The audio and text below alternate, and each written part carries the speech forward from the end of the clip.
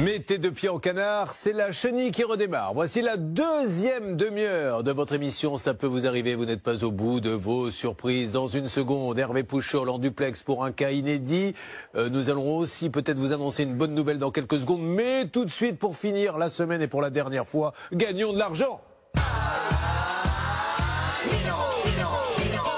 3 000 euros, ça fait 3 000 euros. Vous n'avez que 5 minutes pour nous appeler. 5 minutes, c'est court, donc peu de chance d'avoir beaucoup d'appels, donc beaucoup de chance d'être tiré au sort. Charlotte? Vous appelez au 3210, 50 centimes d'euros la minute, ou alors vous envoyez les lettres RTL par SMS au 74 900, 75 centimes par SMS. Vous n'avez que 5 minutes, précipitez-vous sur le 3210. Je voudrais qu'on accueille Julien sur les antennes. Bienvenue aux téléspectateurs d'M6 qui viennent de nous rejoindre, nous sommes sur RTL.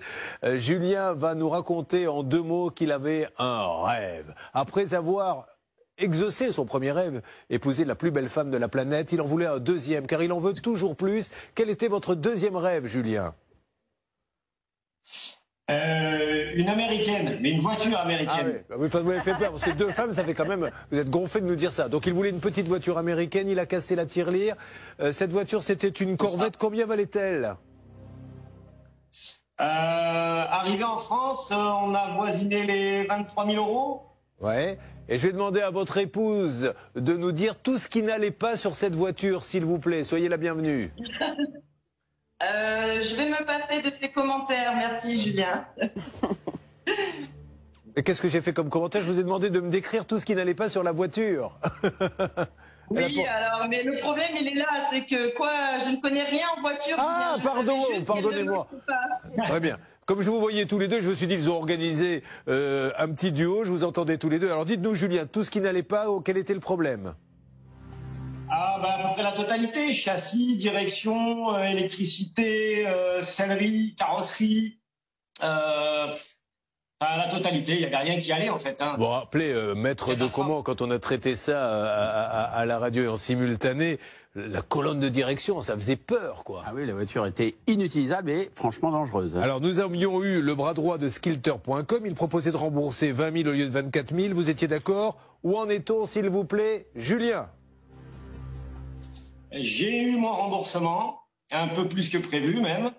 Et ça a aussi permis de révéler d'autres victimes qui ont pu également avoir un dédommagement. Ça, c'est super, car grâce à vous, vous avez pu permettre à d'autres personnes d'avoir eu le remboursement de skilter.com. Bon, je vous laisse le mot de la fin, je suis ravi. Une dizaine de victimes. Pardon, une dizaine de victimes. Merci beaucoup et bravo, parce que c'est chez vous, hein. Là, vous nous appelez de chez vous, c'est ça? Oui. Parfait. Je vous souhaite une bonne journée. Merci à vous deux. C'est super. Merci à toute l'équipe. Merci beaucoup et bravo à skilter.com. Ils nous ont écoutés. Nous ne sommes pas là, nous, pour dire s'il y a des gentils ou des méchants, mais pour que les problèmes se règlent. Ils l'ont réglé. Gros bisous à tous les deux. Bonne journée. Merci beaucoup. Merci. Bon, et on fait attention. Merci. À bientôt. Et on fait attention, maître de comment, quand on achète des voitures de collection. En général, on la voit. On va chez quelqu'un qui a pignon sur rue les acheter sur Internet. C'est prendre un gros risque. C'est tout le problème, Julien, des achats à l'étranger. Alors vous me direz, aujourd'hui, il y a bien beaucoup de Français qui achètent les voitures sur Internet sans même les voir, et encore moins les... Oui, mais si vous allez sur le site de Renault et que vous fabriquez vous-même votre Clio, c'est différent. Ce qui est un problème, non, d'occasion. Ah oui, oui. Bon, déjà, moi, ça m'horrifie. Mais alors, effectivement, quand vous les achetez aux États-Unis, par définition, vous avez peu de chance de prendre un billet pour aller voir la voiture avant qu'elle revienne. Donc, effectivement, vous achetez parfois un chat dans un sac et vous avez de mauvaises surprises à l'arrivée. Nous allons maintenant attaquer notre duplex. Vous aviez quelque chose à dire, Charlotte, que tout va bien? Eh bien, vous avez bien raison. De temps en temps, Charlotte, tous les quarts d'heure, me fait un petit signe en me disant tout va bien. Hervé Pouchol est en duplex avec nous. Nous allons le retrouver, mais auparavant, nous allons accueillir sur les antennes Nabi. Bonjour Nabi. Comment allez-vous, Nabi? Ça va, Nabi? Vous nous appelez de... Très bien, et vous? Pas mal. Vous habitez à Beaucouzé, c'est dans le Maine-et-Loire. Qu'est-ce que vous faites dans la vie, Nabi? En fait, je suis référent informatique à la mairie d'Angers. Très bien. Votre problème, c'est que vous avez décidé, c'est beau, ça me touche, déjà ça démarre très fort, il décide en 2020 d'acheter un beau bracelet à sa maman qu'il aime, sa maman chérie. Alors, vous le trouvez où ce bracelet? Expliquez-nous. Alors oui, effectivement, en décembre dernier, je cherche à faire un cadeau à ma mère. Et donc, je tombe sur le site de Diamant et Kera sur Internet. Et donc, le bracelet était vendu à 1700 €. Il y avait une promo qui faisait descendre le prix à 1338 €. Et donc, c'est très intéressant. Et je me renseigne sur le site. Il n'y a rien de négatif qui sort. Et je décide de passer commande. Ok, donc vous l'achetez. Est-ce que vous l'avez reçu? Racontez-nous la suite. Alors, donc, je l'ai reçu avec beaucoup de retard, parce que la livraison était prévue pour février, sauf que je le reçois en avril, malgré mes relances. Donc, je le reçois, et là, déception. Le bracelet, alors en fait, sur le site, il y avait été indiqué que le bracelet avait 100 pierres, mais une fois reçu, il avait plus que 93 pierres. Et il ne pesait plus que 6 grammes au lieu de 8. Ceci étant dit, il faut quand même avoir l'œil, parce qu'il a eu raison de compter, parce que vous pouvez ne pas compter, c'est 293. Non mais vous avez raison, parce que mine de rien, 7 pierres en moins, c'est 7 pierres en moins, Blanche. Mais déjà, quand il l'a reçu, il était très déçu. Il disait qu'il avait l'impression qu'il était plutôt en toc quand... Bon, alors il manque des pierres. Faites-nous une petite description de tout ce qui ne va pas. Est-ce qu'on en sait un petit peu plus, Charlotte? Alors oui, effectivement, on l'a dit, hein, il avait l'air d'être en toc, ce bracelet, c'était le principal problème, ce manque de pièces, de pierres. Et puis après, je vais laisser Nabi... Non, c'est Marine qui en sait un petit peu plus, qui a enquêté là-dessus, parce que c'est la spécialiste des bracelets. Marine, qu'est-ce qu'on peut dire là-dessus?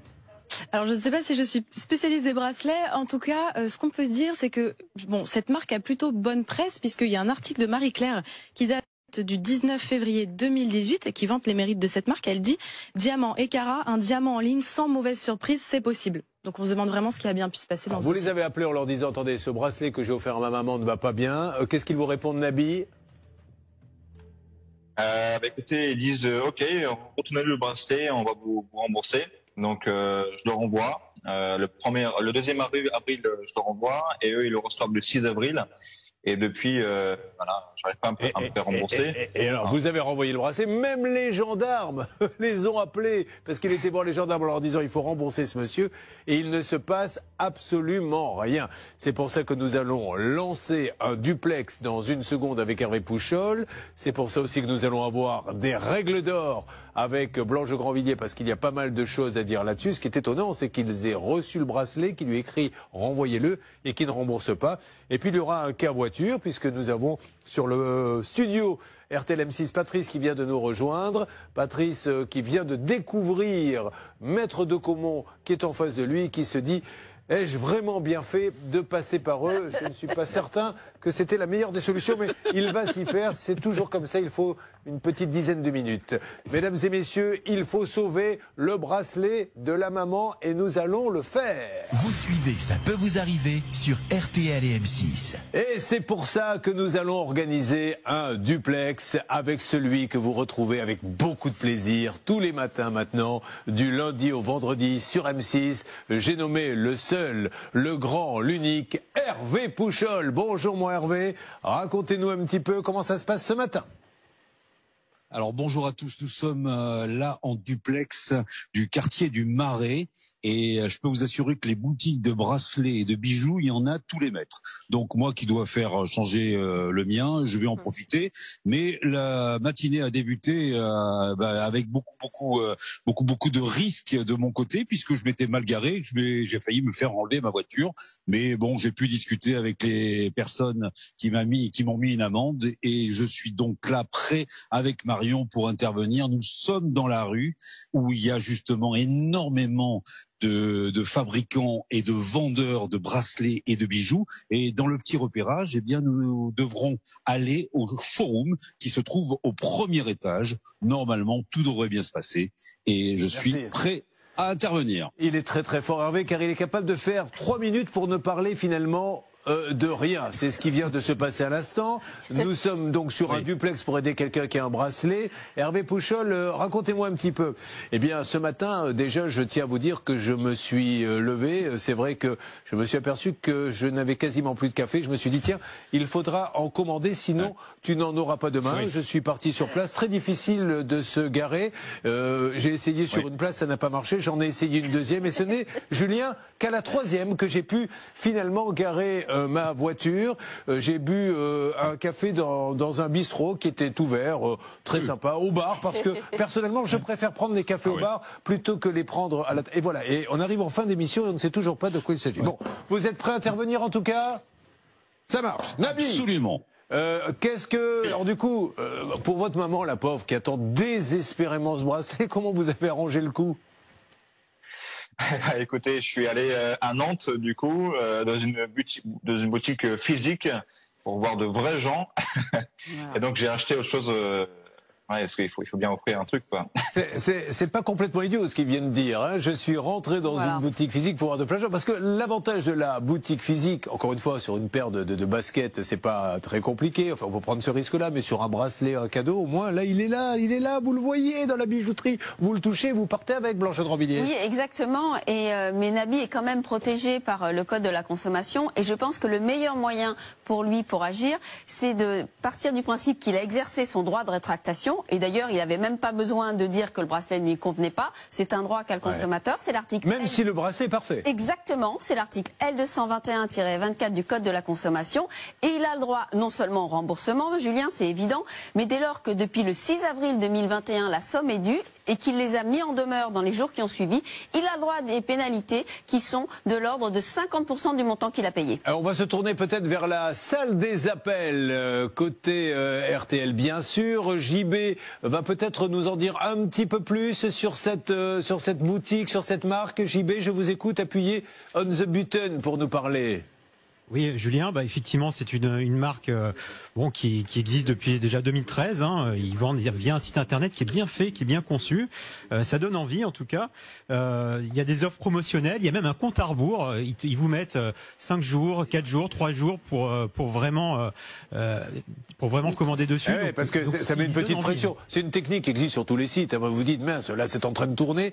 Bientôt ça va s'arrêter. Je ne pourrai pas bénéficier de la promotion. Jetons un coup d'œil à vous, mes copains d'M6, sur ce bracelet. Regardez, voilà un fils qui a envie de faire plaisir à sa maman. Alors c'est marrant parce que c'est exactement le même bracelet que Madame de Caumont a offert à son mari pour les soirées qu'il organise avec quelques collègues du barreau et qu'il ne porte pas d'ailleurs quand il vient nous voir sur M6. Hein. Celui-là, vous ne voulez pas le mettre. Juste dans l'intimité. Charlotte. Sachez en tout cas qu'on a une liste de mails pour ce dossier et qu'effectivement la société a confirmé que le remboursement était en cours de traitement. C'est ça qui est incroyable. Donc on ne comprend absolument pas pourquoi ça traîne autant, puisque j'ai des mails là encore le 6 avril, donc ça fait quand même quelques mois que ça dure.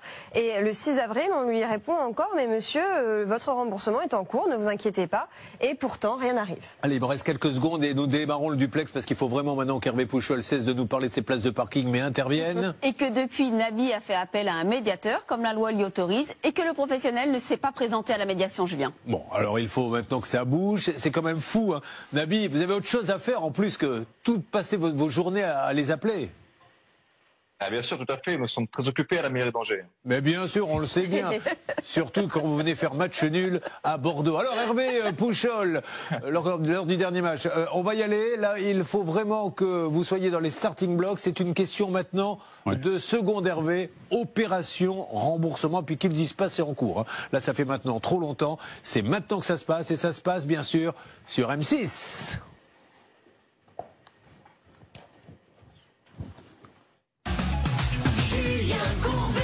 Sur RTL. Attention, 10h, quasiment 20. Intervention maintenant d'Hervé Pouchol. Nous rappelons, Charlotte, les tenants et les aboutissants de ce dossier pour tout le monde. Nabi a voulu offrir un magnifique bracelet à sa maman, un magnifique bracelet en or et en diamant. Malheureusement, quand il l'a reçu, ça ne correspondait absolument pas à ce qu'il attendait. Donc depuis des mois et des mois maintenant, il attend un remboursement. Il est à Paris, il est sur place pour aider tous ceux qui en ont besoin. Hervé Pouchol, c'est à vous, nous vous suivons. Allez, il y a un digicode, mais heureusement, pas besoin de code, donc on va ouvrir. Vous allez me suivre. Là, donc, le showroom en question est au premier étage. Donc, voilà, on va passer dans cette cour et nous allons monter au premier étage. Pas d'ascenseur, heureusement.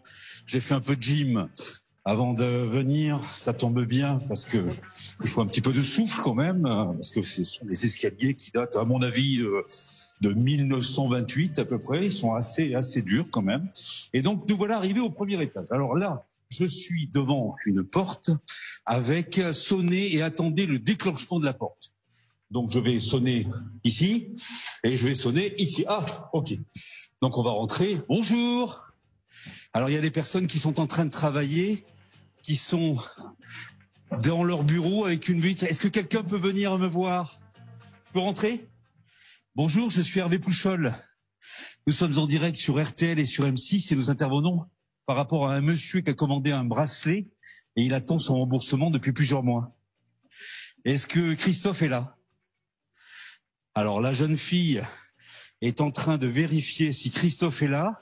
Donc je ne suis pas dans un showroom là actuellement, je suis dans un bureau et il y a une vitre et des personnes qui travaillent sur le net qui sont en train de chercher justement si je peux joindre soit Christophe, soit Monsieur Malka. Alors, voilà Julien pour la première intervention. Ok Hervé, alors déjà une première respirer avec le masque. Donc... Ouais, une première constatation, il n'y avait heureusement qu'un étage à monter, sinon je pense que vous seriez décédé depuis longtemps, car vous avez monté 7 marches, et 7 marches avec en plus des marches qui n'étaient même pas hautes. Hein. Vous avez vu, c'était des petites marchounettes, et au bout de 7 marches...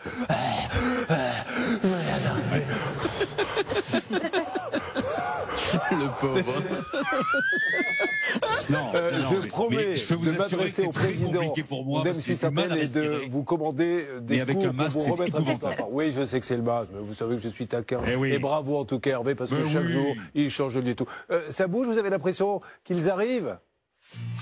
Alors écoutez, ça ne bouge pas. Il y a une jeune fille qui a été voir le fameux Christophe, j'imagine, puisque c'est le responsable qui s'est présenté. Ah, il y a une dame qui arrive, qui me regarde, et elle est en train de faire demi-tour, malheureusement. Malheureusement. Elle n'aurait pas dû vous regarder.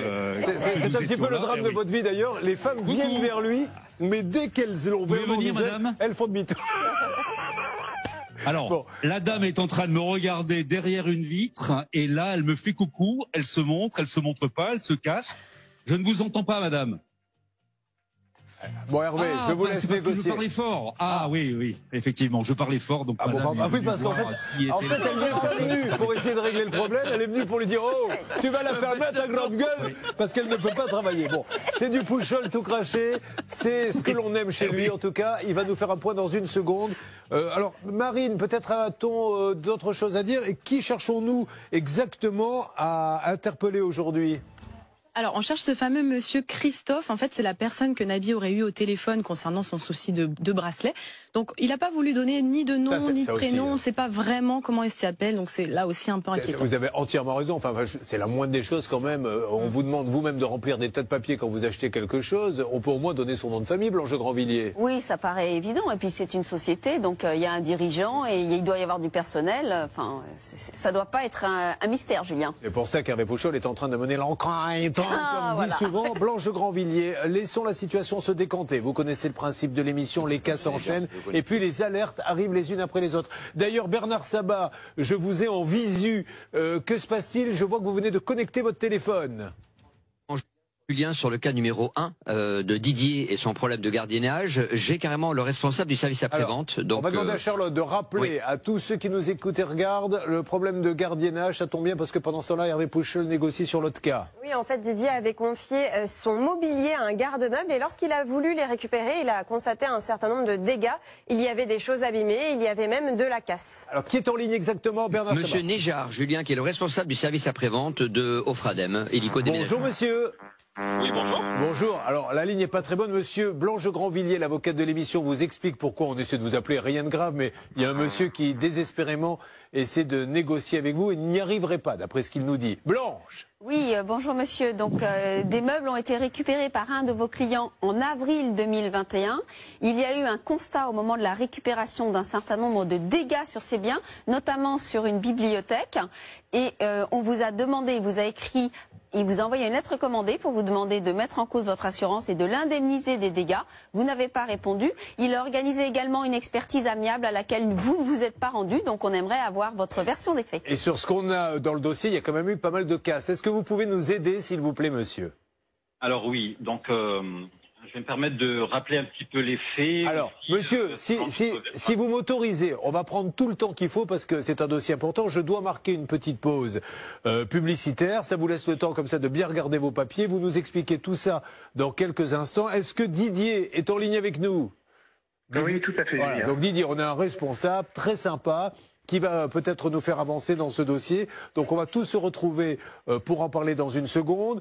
En parallèle, je rappelle qu'il y a toujours Hervé Pouchol qui est en duplex avec nous. Je veux juste savoir, avant ma petite pause, Hervé, est-ce que ça bouge de votre côté ou est-ce que je pourrais aller sur un autre cas?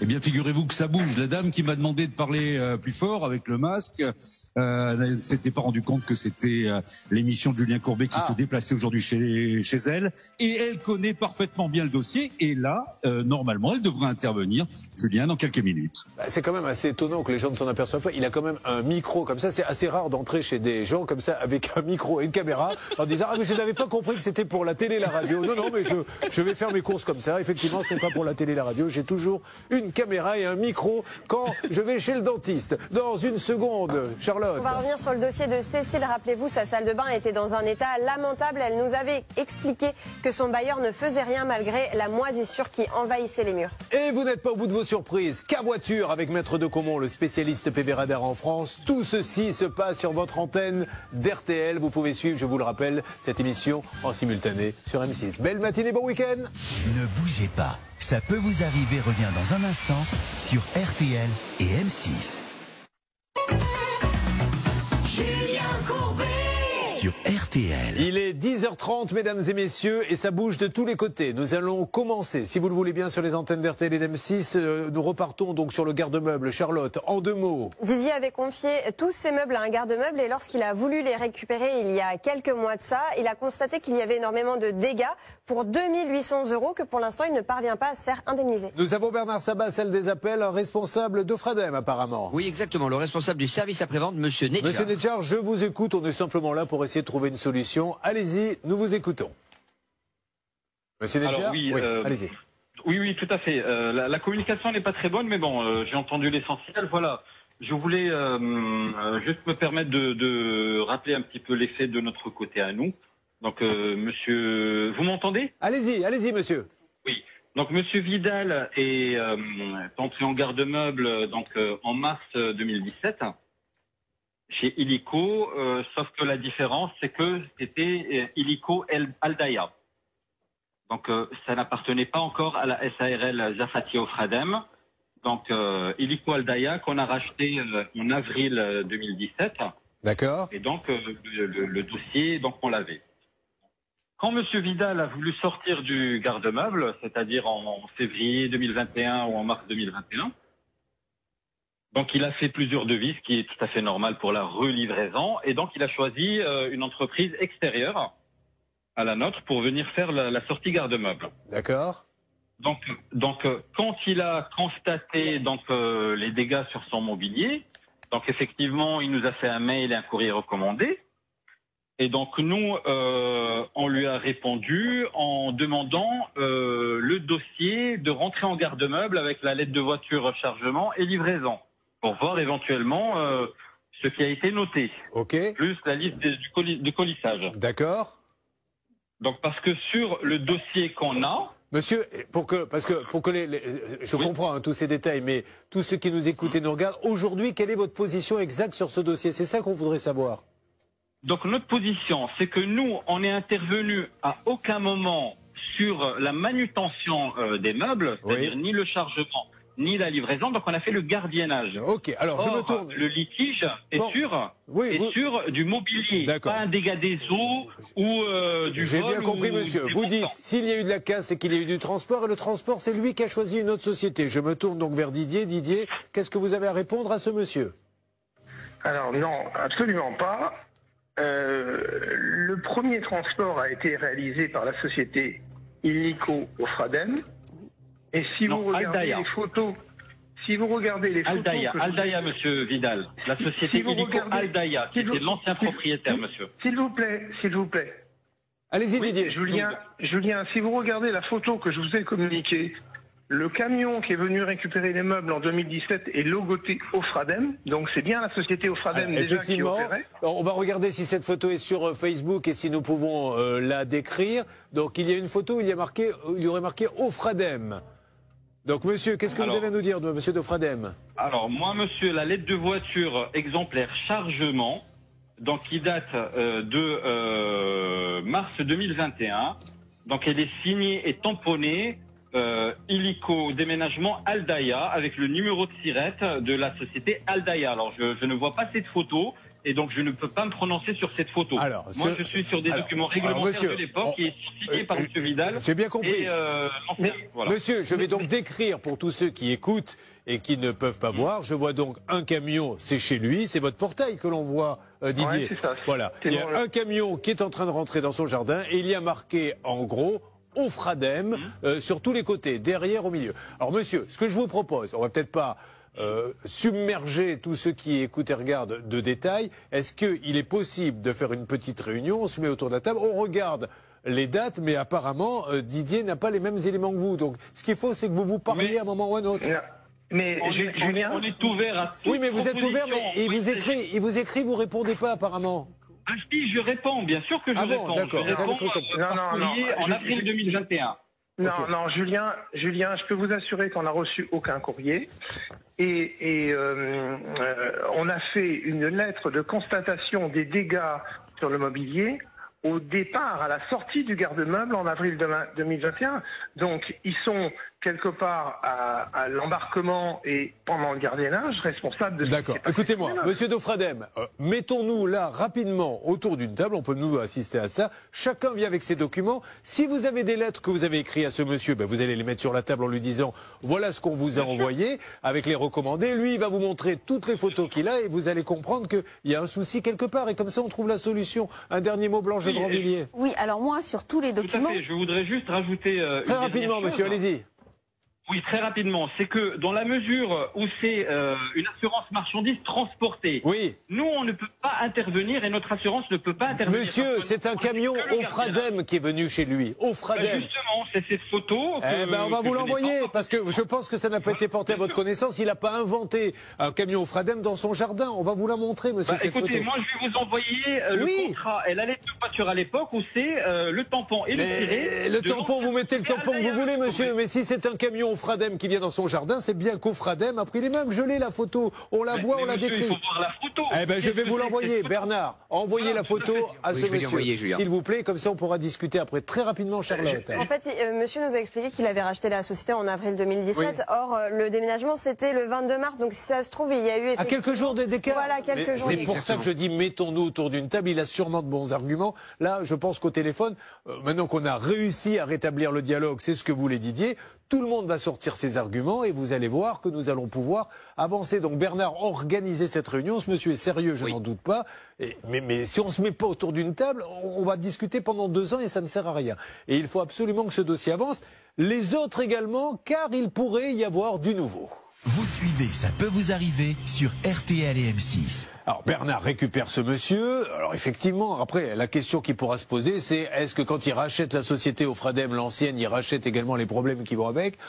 C'est ensuite cette société qui a facturé, Julien, c'est elle qui a facturé. Et moi, j'ai une attestation de décharge sur lequel c'est bien signé Illico Déménagement et c'est toujours le nom de SARL Illico qui apparaît. Donc, il faut faire attention aussi parce qu'il y a beaucoup de sous-traitance dans ces histoires de déménagement, etc. Et souvent, les uns et les autres se renvoient la parole. En tout cas, il fallait rétablir le contact. C'est le but de l'émission. Encore une fois, la justice se rend dans un tribunal, certainement pas dans un studio de radio et télé. On essaie une dernière chance de faire en sorte que les gens se parlent, de rompre ces blocages qu'il y a. Et apparemment, ça a l'air de marcher. Hervé Pouchol, de votre côté, et là, nous sommes, ma chère Charlotte, toujours sur l'histoire du bracelet. Oui, Nabi a voulu offrir un bracelet à sa maman, un bracelet en or et en diamant. Malheureusement, ce qu'il a reçu ne correspondait absolument pas aux photos.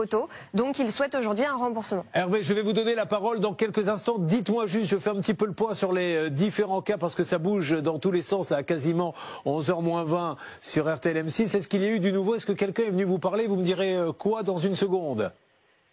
Mais absolument, j'ai Anita qui est très pressée d'intervenir, mais le problème, elle n'a pas beaucoup de temps. Donc je vais lui demander de patienter quelques minutes. C'est l'une des responsables et elle connaît parfaitement le dossier de Nabi. Même pas des minutes. Vous lui demandez de patienter 30 secondes. Où vous a-t-on placé dans l'entreprise? J'ai l'impression que vous êtes dans une cuisine là maintenant tout d'un coup.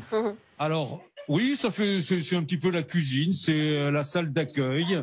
c'est le SAS, parce que je n'ai pas eu le droit de passer de l'autre côté, mais Anita a eu la gentillesse de venir nous voir, et peut-être que nous aurons peut-être un café ou une omelette, on ne sait pas encore. On verra. On va négocier. Merci Hervé, ça va se passer dans 10 secondes. Il y a beaucoup de gens qui sont venus nous rejoindre dans notre grand studio pour avancer. Il y a notamment une histoire de voiture. Maître de Comont va intervenir. Nous avons 2 cas assez exceptionnels de voiture. Un chantier catastrophe, une arnaque extraordinaire bien sûr, avec Charlotte. Sur RTL. Eh bien mes amis, pour un vendredi, je peux vous dire que c'est pas léger. Au contraire, ça part de tous les côtés. Il est 11h moins 20, RTL M6, et nous allons retrouver Hervé Pouchol. Au départ, un jeune homme, comme faisait Paul Prébois, il voulait lui acheter un beau bracelet. Il l'a commandé sur Internet. Il manque des brillants parce qu'il y en avait 100 prévus. Il y en avait plus de 97 à l'arrivée, puis il n'était pas en bon état. On lui dit bien, renvoyez le bracelet. Il renvoie le bracelet. Et en échange, il espérait qu'on lui rende l'argent. Ce qui est prévu est marqué d'ailleurs. Un noir sur blanc, on a toutes les pièces. L'argent n'arrive pas. Hervé s'est rendu en duplex là-bas. Hervé, quelqu'un peut parler apparemment sur cette histoire. Absolument. En plus de ça, Anita, vous l'avez peut-être entendu, elle n'est pas du tout contente. Elle n'est pas du tout d'accord avec cette version. On va lui donner la parole. Et en plus de ça, il y a 2 ans ou 3 ans, on l'avait déjà appelée avec vous. Elle se souvient très bien de Hervé, on enchaîne. Et de vous. Et donc, on va lui laisser la parole. Alors, Anita, est-ce que vous pouvez faire le point par rapport à elle ne veut pas passer à l'antenne? Oui. Alors, en fait, ce monsieur Oumarov, je connais parfaitement son dossier puisqu'il avait commandé 2 articles. Il avait commandé une première bague qu'on lui a envoyée et qui lui convenait, sauf qu'il réclamait un scellé. Ce qui ne se fait plus d'ailleurs, c'est un truc qui n'existe plus nulle part, je ne sais pas où il a vu ça. Donc il nous a renvoyé la bague, on lui a remboursé avec 20 € de plus, c'est-à-dire que j'ai fait une petite erreur, au lieu de lui rembourser 1500 et des brouettes, donc j'ai fait 20 € de plus. Madame, est-ce qu'on peut aller sur le bracelet s'il vous plaît, pardonnez-moi. Oui, que je vais lui déduire, excusez-moi, je vais lui déduire de prochain remboursement. Et son remboursement du bracelet est prévu, sauf qu'il nous a fait le même coup. Il a reçu le bracelet qui était tout à fait conforme et ressemblant à la photo qui est sur l'écran. Vous pouvez y aller vous-même et regarder. Oui. Les bracelets, vous savez, ils ont une seule apparence, sauf il y a une différence. Madame, est-ce qu'il l'a renvoyé dans les délais, puisque vous savez qu'il y a une loi qui permet de renvoyer. Alors, donc on s'en fout que le même coup, il a le droit de le faire. Non, mais on s'en fout. Non, monsieur Courbet, on s'en fout pas. Vous vous en foutez, mais nous, on s'en fout pas. Madame, quand je dis on s'en fout, je vous explique, madame, mon point de vue. Écoutez-moi, il y a une loi que Blanche de Grandvilliers, avocate, vous rappelle. Allez-y, Blanche. Oui, mais monsieur, on la connaît, la loi. Très bien. Alors remboursez-le. Oui. On est même affilié au CMP. Super. Ce monsieur, alors pourquoi n'a-t-il pas été remboursé? Ce monsieur Oumarov nous a joué 2 fois le même coup. D'accord. En nous commandant et en nous renvoyant, en prétextant que ça lui convenait pas. Bon, alors pourquoi vous ne l'avez pas remboursé? Mais oui, on va lui rembourser. Mais monsieur, enfin c'est débile, c'est ridicule. On va lui rembourser. Ce monsieur est prévu. On a un dossier remboursement. Mais ça date de quand le renvoi? Au fur et à mesure. Monsieur, je ne sais pas le renvoi. Mais je vais vous le dire. Ça date de quand? Je ne sais plus. Ça date du 6 avril, madame. Mai, juin, juillet, août. Combien de temps mettez-vous pour rembourser dans ces cas-là? Et combien prévoit la loi d'ailleurs? Eh ben, alors, la loi il y a des pénalités, Julien. Je suppose. Oui, il y a des pénalités. Bon, monsieur, alors, madame, vous allez le rembourser cette semaine? On nous a conseillé. Alors, ce monsieur va être remboursé. De toute façon, il est prévu. Je lui rembourserai. Et s'il nous écoute, je lui déduirai les 20 € que je lui ai fait de trop. D'accord. D'accord. Mais ça va être remboursé. Alors, mon responsable actuellement est absent aujourd'hui. On doit le voir lundi. Il doit rentrer lundi. Et j'ai le RIB de ce monsieur. Il est inscrit chez nous. Il n'y a pas de souci. Alors, juste un petit point avec Charlotte. Je vois avec. Voilà, je vois avec monsieur notre responsable. D'accord, vous allez voir avec le responsable Charlotte. À la réception du colis au mois d'avril, il n'y avait pourtant pas de débat puisque le 29 avril, vous avez écrit « Votre remboursement est actuellement en traitement auprès du service comptabilité. Vous serez prévenu par mail lorsque le remboursement sera effectué. » C'est pour ça, madame, qu'on est là, c'est tout? Oui, non, mais je sais, monsieur Courbet, voilà, c'est tout. Je connais, donc il n'y a pas... Vous lui envoyez une lettre en lui disant « Ok, on va vous rembourser ». 6 mois après, il n'est pas remboursé, il s'inquiète. Je vais vous dire un truc. Ce que je n'aime pas, monsieur Courbet, c'est la manière dont vous présentez les choses. La manière dont vous présentez les choses avec de fausses informations. Ah ben, on va en parler. Ce que je n'aime pas. Alors, effectivement... Alors, ce que j'aime pas, c'est que vous dites que ce monsieur a reçu des objets qui n'est conformes. Eh bien, madame, on va en parler. Laissez-moi marquer une minuscule pause. Il nous a dit effectivement, il y avait 100 pierres prévues sur le bracelet, apparemment il y en avait 97. Si vous voulez contredire ça, mais c'est avec plaisir, madame, que je vais vous donner la parole. Nous, le but du jeu, c'était juste, vous lui avez envoyé une lettre en lui disant, c'est bon, le remboursement arrive, monsieur, tout va bien. Et 5 mois après, il n'a toujours rien, donc il s'inquiétait. Mais nous allons pouvoir, si vous le souhaitez, en discuter. Ça ne me pose absolument aucun problème. Ça peut vous arriver sur RTL et M6. Alors, madame, dites-moi, s'il vous plaît, qu'est-ce que... lui, il dit qu'il manquait des pierres, je crois, sur le bracelet. Non, monsieur, il manque pas des pierres. Quand on met un nombre de pierres, c'est environ. On peut pas... Quand on met un nombre... C'est environ. Alors, il peut y en avoir 100, des fois, il peut y en avoir 102. Vous voyez, c'est en fonction de la taille et du poids des pierres. Donc, les diamants, c'est pas quelque chose de très précis. Et il le savait pas. C'est très... Bah, j'en sais rien s'il le savait. Est-ce qu'il y avait marqué environ sur la... Est-ce qu'il y a marqué environ sur la photo? Absolument, absolument. Ah, nous, on ne voit pas ça. C'est marqué environ. Bon, allez, Voilà. ok, madame. C'est environ. Madame, vous êtes des gens sérieux. Il y a des... Bon, alors, vous avez envoyé... On est des gens sérieux, madame. on est honnête. Voilà. Alors, monsieur Courbet... Vous avez juste un peu de latence dans la comptabilité, c'est tout. Non, mais Julien... Voilà, alors, monsieur Courbet, donc, en fait, ce monsieur, je vais en parler avec mon responsable... Christophe. Non, pas Christophe. Voilà. Peu importe, on s'en moque. Non. Bon, mon... Qui s'appelle Paul-Pierre ou Jacques. Et... Voilà. Voilà, absolument. Le principal, c'est que vous obteniez satisfaction. Non, c'est que lui obtienne satisfaction. C'est que lui, il a reçu une lettre, madame, lui disant... Voilà, allez. On en reste là, madame, c'est super. Merci. Voilà. Donc, il n'y a pas de souci, ça va être fait. Et puis, ce monsieur, bon, moi, j'ai pas apprécié ses procédés. D'accord. De recevoir l'objet, de le renvoyer, de recevoir... Ce que tout le monde fait sur tous les sites. C'est la loi. Moi, il m'est arrivé de renvoyer des centaines de fois. En matière pouille, pour un t-shirt à 20 €, je veux bien. Et pour un bracelet mais aussi. Pour un objet... Pourquoi pas? Monsieur, pour un bracelet, parce que nous, je vais vous dire un truc, monsieur Courbet, si vous devez certainement le savoir, quand on fabrique un objet, nous, on paye nos fournisseurs, nos fabricants, nos pierres, on fait tout ça, nous. Eh bien, il faut faire changer la loi, madame. La loi, faites changer la loi, qu'est-ce que vous voulez que je vous dise? Nous, vous voyez, bon, allez, on en reste là, Hervé. Changer la loi. Mais qu'est-ce que vous voulez que je vous dise, madame? La loi lui permet de renvoyer le bracelet, il vous l'a renvoyé. Vous lui envoyez une lettre en lui disant on va vous rembourser. 6 mois après, vous le remboursez pas, c'est tout. Restons-en là. Oui, d'accord. Allez, on n'en parle plus, Hervé. Vous récupérez cette dame et dans une semaine, sur l'antenne de RTL et d'M6, on dit si Diamant Écart à Paris a remboursé ou pas. Je comprends les problématiques de cette dame, mais je n'y suis pour rien. Ce n'est pas ma faute s'il a le droit de renvoyer ce bracelet. Le législateur l'a prévu.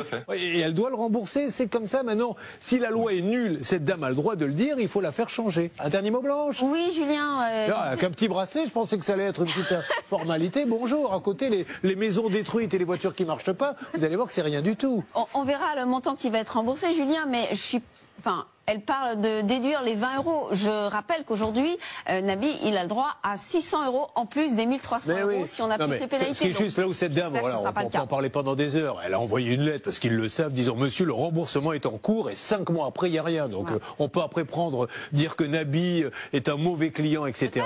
En attendant, il a le droit de le faire. Nabi, donc normalement, ça va arriver dans les jours qui viennent. Et arrêtez de commander des bracelets et les renvoyer. Je vois pas trop l'intérêt de commander un bracelet. Maman, bon anniversaire. Regarde, je t'ai commandé ce bracelet. Hop, non, tu l'auras pas. Je le renvoie. C'est qu'il y a un petit souci. Ok, Nabi? Non, j'insiste bien sur le fait qu'effectivement la qualité ne me convenait pas et puis le discours du poids et des pierres environ, moi je veux bien, parce que le prix, moi je l'ai payé net, je l'ai pas payé environ quoi. Donc au bout d'un moment, il faut être sérieux. Alors, après ça, Nabi, c'est le problème aussi d'Internet, c'est que entre la photo, c'est comme les maisons qu'on loue pour les vacances, où la mer, la piscine et tout, quand on arrive, on est déçu. En rentrant dans une bijouterie, moi là, vous saurez si vous êtes déçu ou pas. Mais alors pour confirmer ce que dit Nabi, c'est vrai qu'on a la capture d'écran du site sous les yeux et c'est bien écrit quantité de diamants 100 et il n'y a pas le mot environ. Et voilà, et donc il faudrait que nous on comprenne consommateurs que c'est environ. Je vous ai vendu une voiture 5 places, mais dis donc il y en a 3. C'est environ, monsieur. Il peut y avoir 4 places dans la voiture. C'est exactement ça. Bon, Nabi, en tout cas, cette dame, même si elle est en colère contre moi, car j'ai bien peur. J'en suis navré que nous ne partirons pas en vacances prochainement ensemble. Elle va faire ce qu'il faut. Encore une fois, nous ne sommes pas là pour juger de son professionnalisme ou de son honnêteté. Elle envoie une lettre en disant le remboursement part ce jour. 6 mois après, il n'est pas là. Donc, on est intervenu et ça va rentrer dans l'ordre. Un gros bisou à votre maman, Nabi. Merci beaucoup, Julien. Merci beaucoup. Merci. Et il va se passer énormément de choses. Ça c'est l'apéritif, ce que nous venons de voir. Parce que maintenant, on va parler de voitures, on va parler de chantier catastrophe, on va également parler d'une arnaque très très spectaculaire, grâce à Charlotte, que tout le monde apprécie ici. Attention, retour maintenant pour le dossier. Julien Courbet sur RTL. Bien, faisons un petit point. Nous avons eu ce dossier de meubles qui s'est mal passé. Bernard Sabat, salle des appels. S'il vous plaît, vous me confirmez qu'on va faire une réunion, puisqu'encore une fois, il y a les arguments de l'un et les arguments de l'autre. Est-ce que vous avez pu caler cette réunion ? Oui, Julien, c'est beaucoup plus clair que ça aujourd'hui. Je vais vous le résumer très vite. Société qui a fait donc le déménagement a été rachetée 1 mois après. Ok. Le problème, c'est que la société qu'on incrimine aujourd'hui, légitimement par rapport à Didier, c'est que cette société de gardiennage n'a fait que du gardiennage. À la fin du contrat en 2021, le gardiennage est sorti et là, on a vu les dégâts. Ce que voudrait tout simplement ce professionnel, Illico Déménagement, Monsieur Dedjar qui est en ligne, c'est la lettre d'entrée. Cette lettre d'entrée, on la donne automatiquement. On donne un exemplaire automatiquement au client. Est-ce que David Vidal a cette lettre, s'il vous plaît, ce qu'on appelle comme un état des lieux d'entrée pour un appartement, c'est pareil. Vous l'avez, David, oui, s'il vous plaît. Alors Julien, non, en fait, la société a pris les meubles à notre domicile, oui. les a emballés, chargés, et ils les ont amenés directement au garde-meubles de leur propre chef. On m'a absolument pas demandé de venir pour constater l'état des meubles. Bernard, au départ, je vous demandais juste si vous aviez organisé une réunion. On peut pas refaire tout le débat maintenant. Je veux une réunion, s'il vous plaît, Bernard, avec les deux. Donc donnez-moi une date, soyez sympa.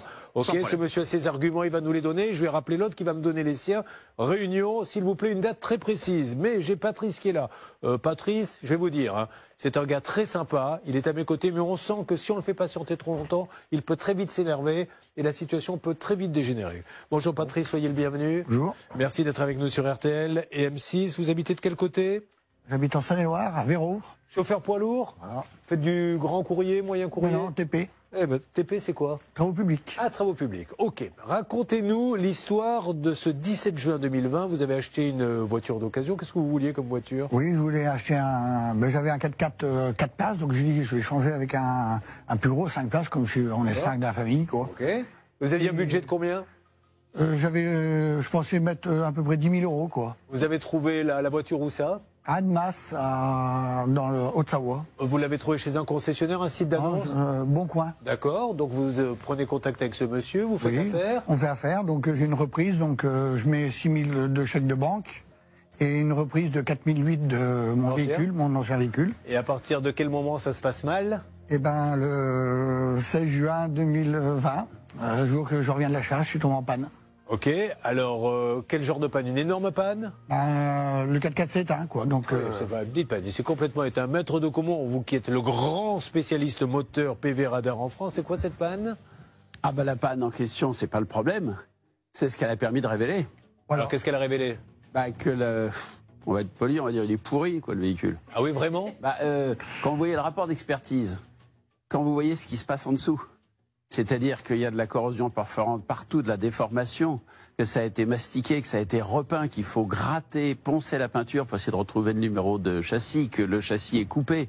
Elle aurait jamais dû être vendue, c'est ce que vous nous dites. Non seulement, mais elle peut pas circuler. Il y a de la corrosion sur la fixation d'un amortisseur. Il lui a vendu 10 000 balles. Il aurait pu peut-être la vendre au moins 2 000 balles. C'est catastrophique et ça vient en plus sur un contrôle technique qui dit tout va bien. Wow. Et donc là, au contrôle technique, elle est montée sur un pont.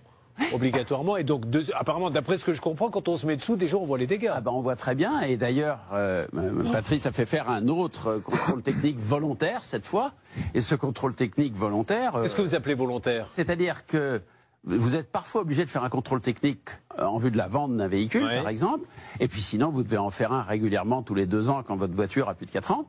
Et vous pouvez aussi dire, tiens, demain matin, je vais aller faire moi-même, d'accord. Parce que je voudrais qu'un contrôleur technique, avec tous les moyens d'investigation qu'il a, me dise exactement dans quel état est mon véhicule. Et quand vous comparez les 2 contrôles techniques, celui qui a été remis pour la vente, tout va bien, et celui qui a été fait volontairement par Patrice, c'est catastrophique. On ne parle que de déformation, fêlure, coupure, corrosion. Et juste, on va lui demander combien de temps de différence entre les deux, un délai de combien entre les deux contrôles techniques 6 mois. D'accord. Non. Effectivement, 6 mois et 3000 km, à peu près 5000 km. Et bien entendu, ce que disent les experts qui se sont penchés sur le véhicule, c'est qu'une telle corrosion, un tel état du châssis ne peut absolument pas apparaître en 6 mois et en 5000 km, bien sûr. Aujourd'hui, qu'est-ce qu'il vous dit quand vous mettez ça sous le nez de celui qui vous a vendu cette voiture? Il me connaît pas. Il vous connaît pas? Ah non. Il sait pas. De banque à son nom, il me connaît pas. Non, attendez, vous laissez tomber vos notes, vous êtes tout à fait capable de me raconter ça. C'est que vous l'appelez en vous disant, mais je vous ai jamais vendu de voiture. Ah oui, voilà. Ah, ça c'est magnifique. Même l'expertise, l'expert qu'on a mis, il l'a appelé, je le connais pas. Bon, et les conséquences, c'est qu'aujourd'hui il n'y a plus de voiture. Bah, la voiture est chez moi. Il a fallu en racheter une autre du coup. Bah, là, je me débrouille avec mes parents, quoi. Mais voilà. Mais au bout d'un moment, ça dure plus. Ça Et une nouvelle fois, je vais vous poser la question, puisque je suis partisan, quand il s'agit d'une voiture, d'aller chez un concessionnaire qui est à côté de chez moi. Pas forcément un concessionnaire d'une marque, de Peugeot, Renault, etc. Il y a des vendeurs d'occasion qui ont des parcs, on rentre, on vend la voiture. Pourquoi aller la chercher sur une petite annonce sans la voir?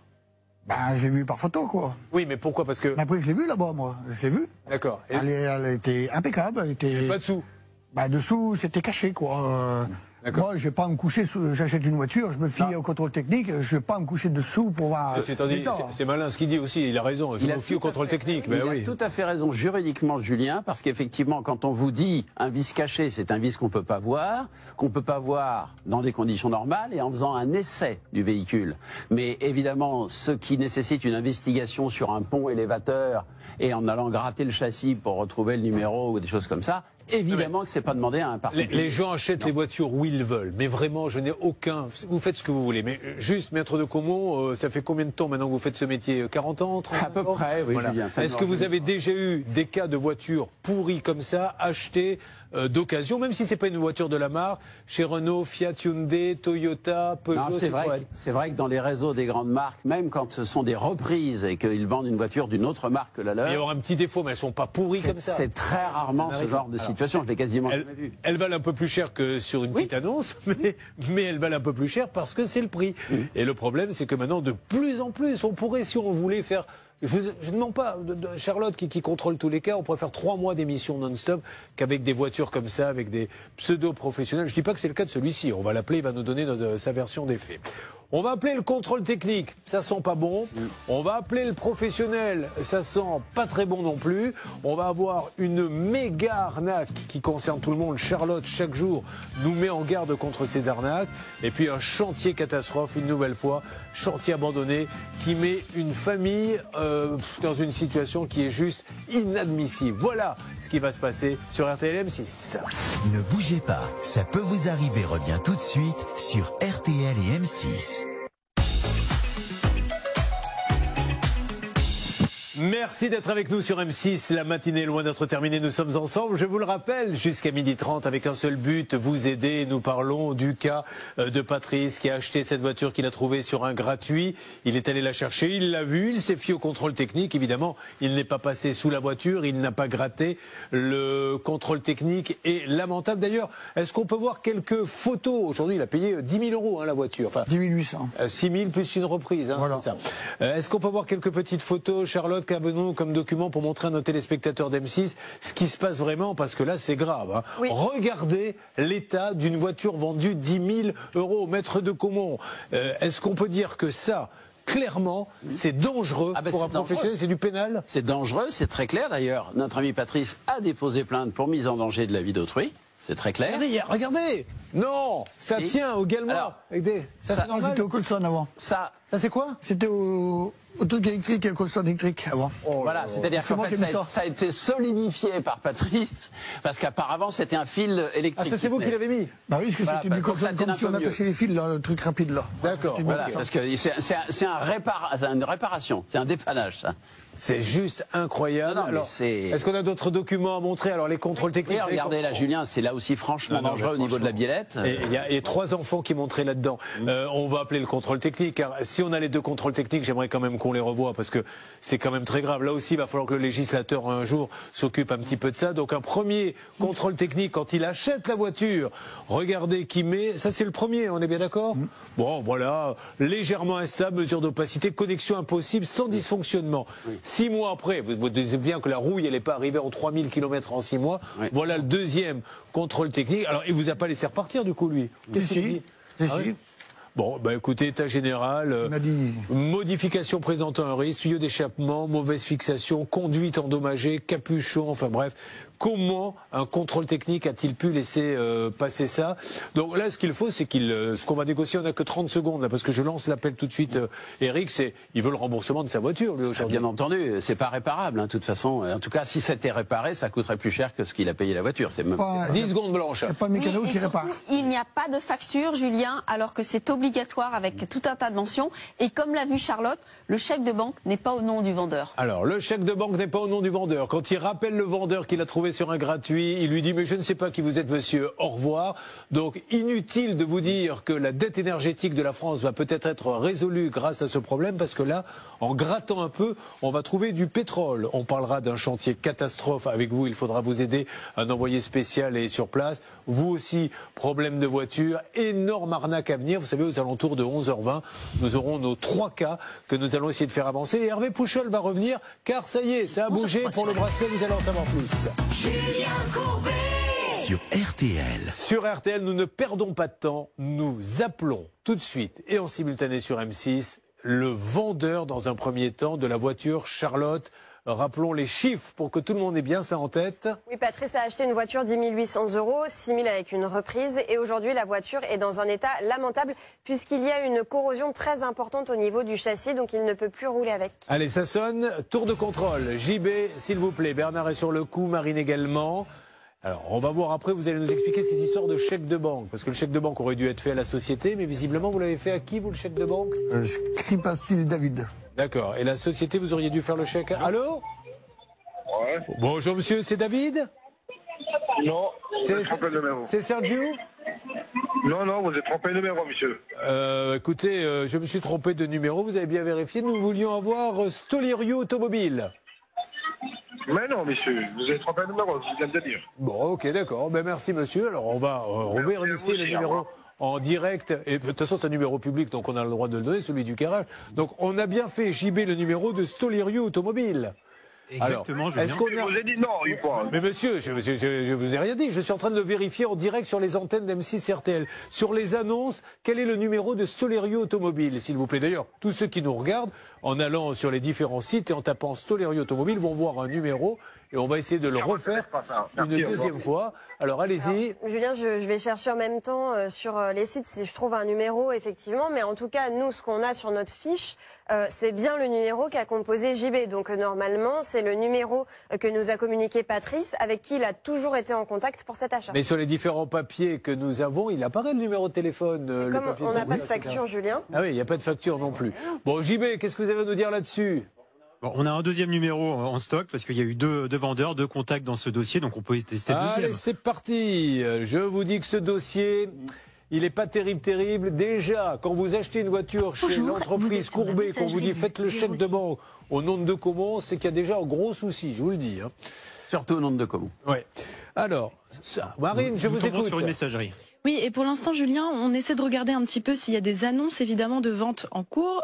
Pour l'instant, on ne trouve rien, donc c'est aussi un petit peu mauvais signe. Ça a peut-être disparu, oui. Non, mais là, j'ai l'impression que c'est quelque chose de... On n'est pas dans le cadre d'un vendeur qui a vendu une voiture. Vous savez, comme on en fait tous les jours, je crois que c'est quelqu'un qui a organisé peut-être tout ceci et qui maintenant n'existe plus. Une petite question, si possible, à notre ami Patrice.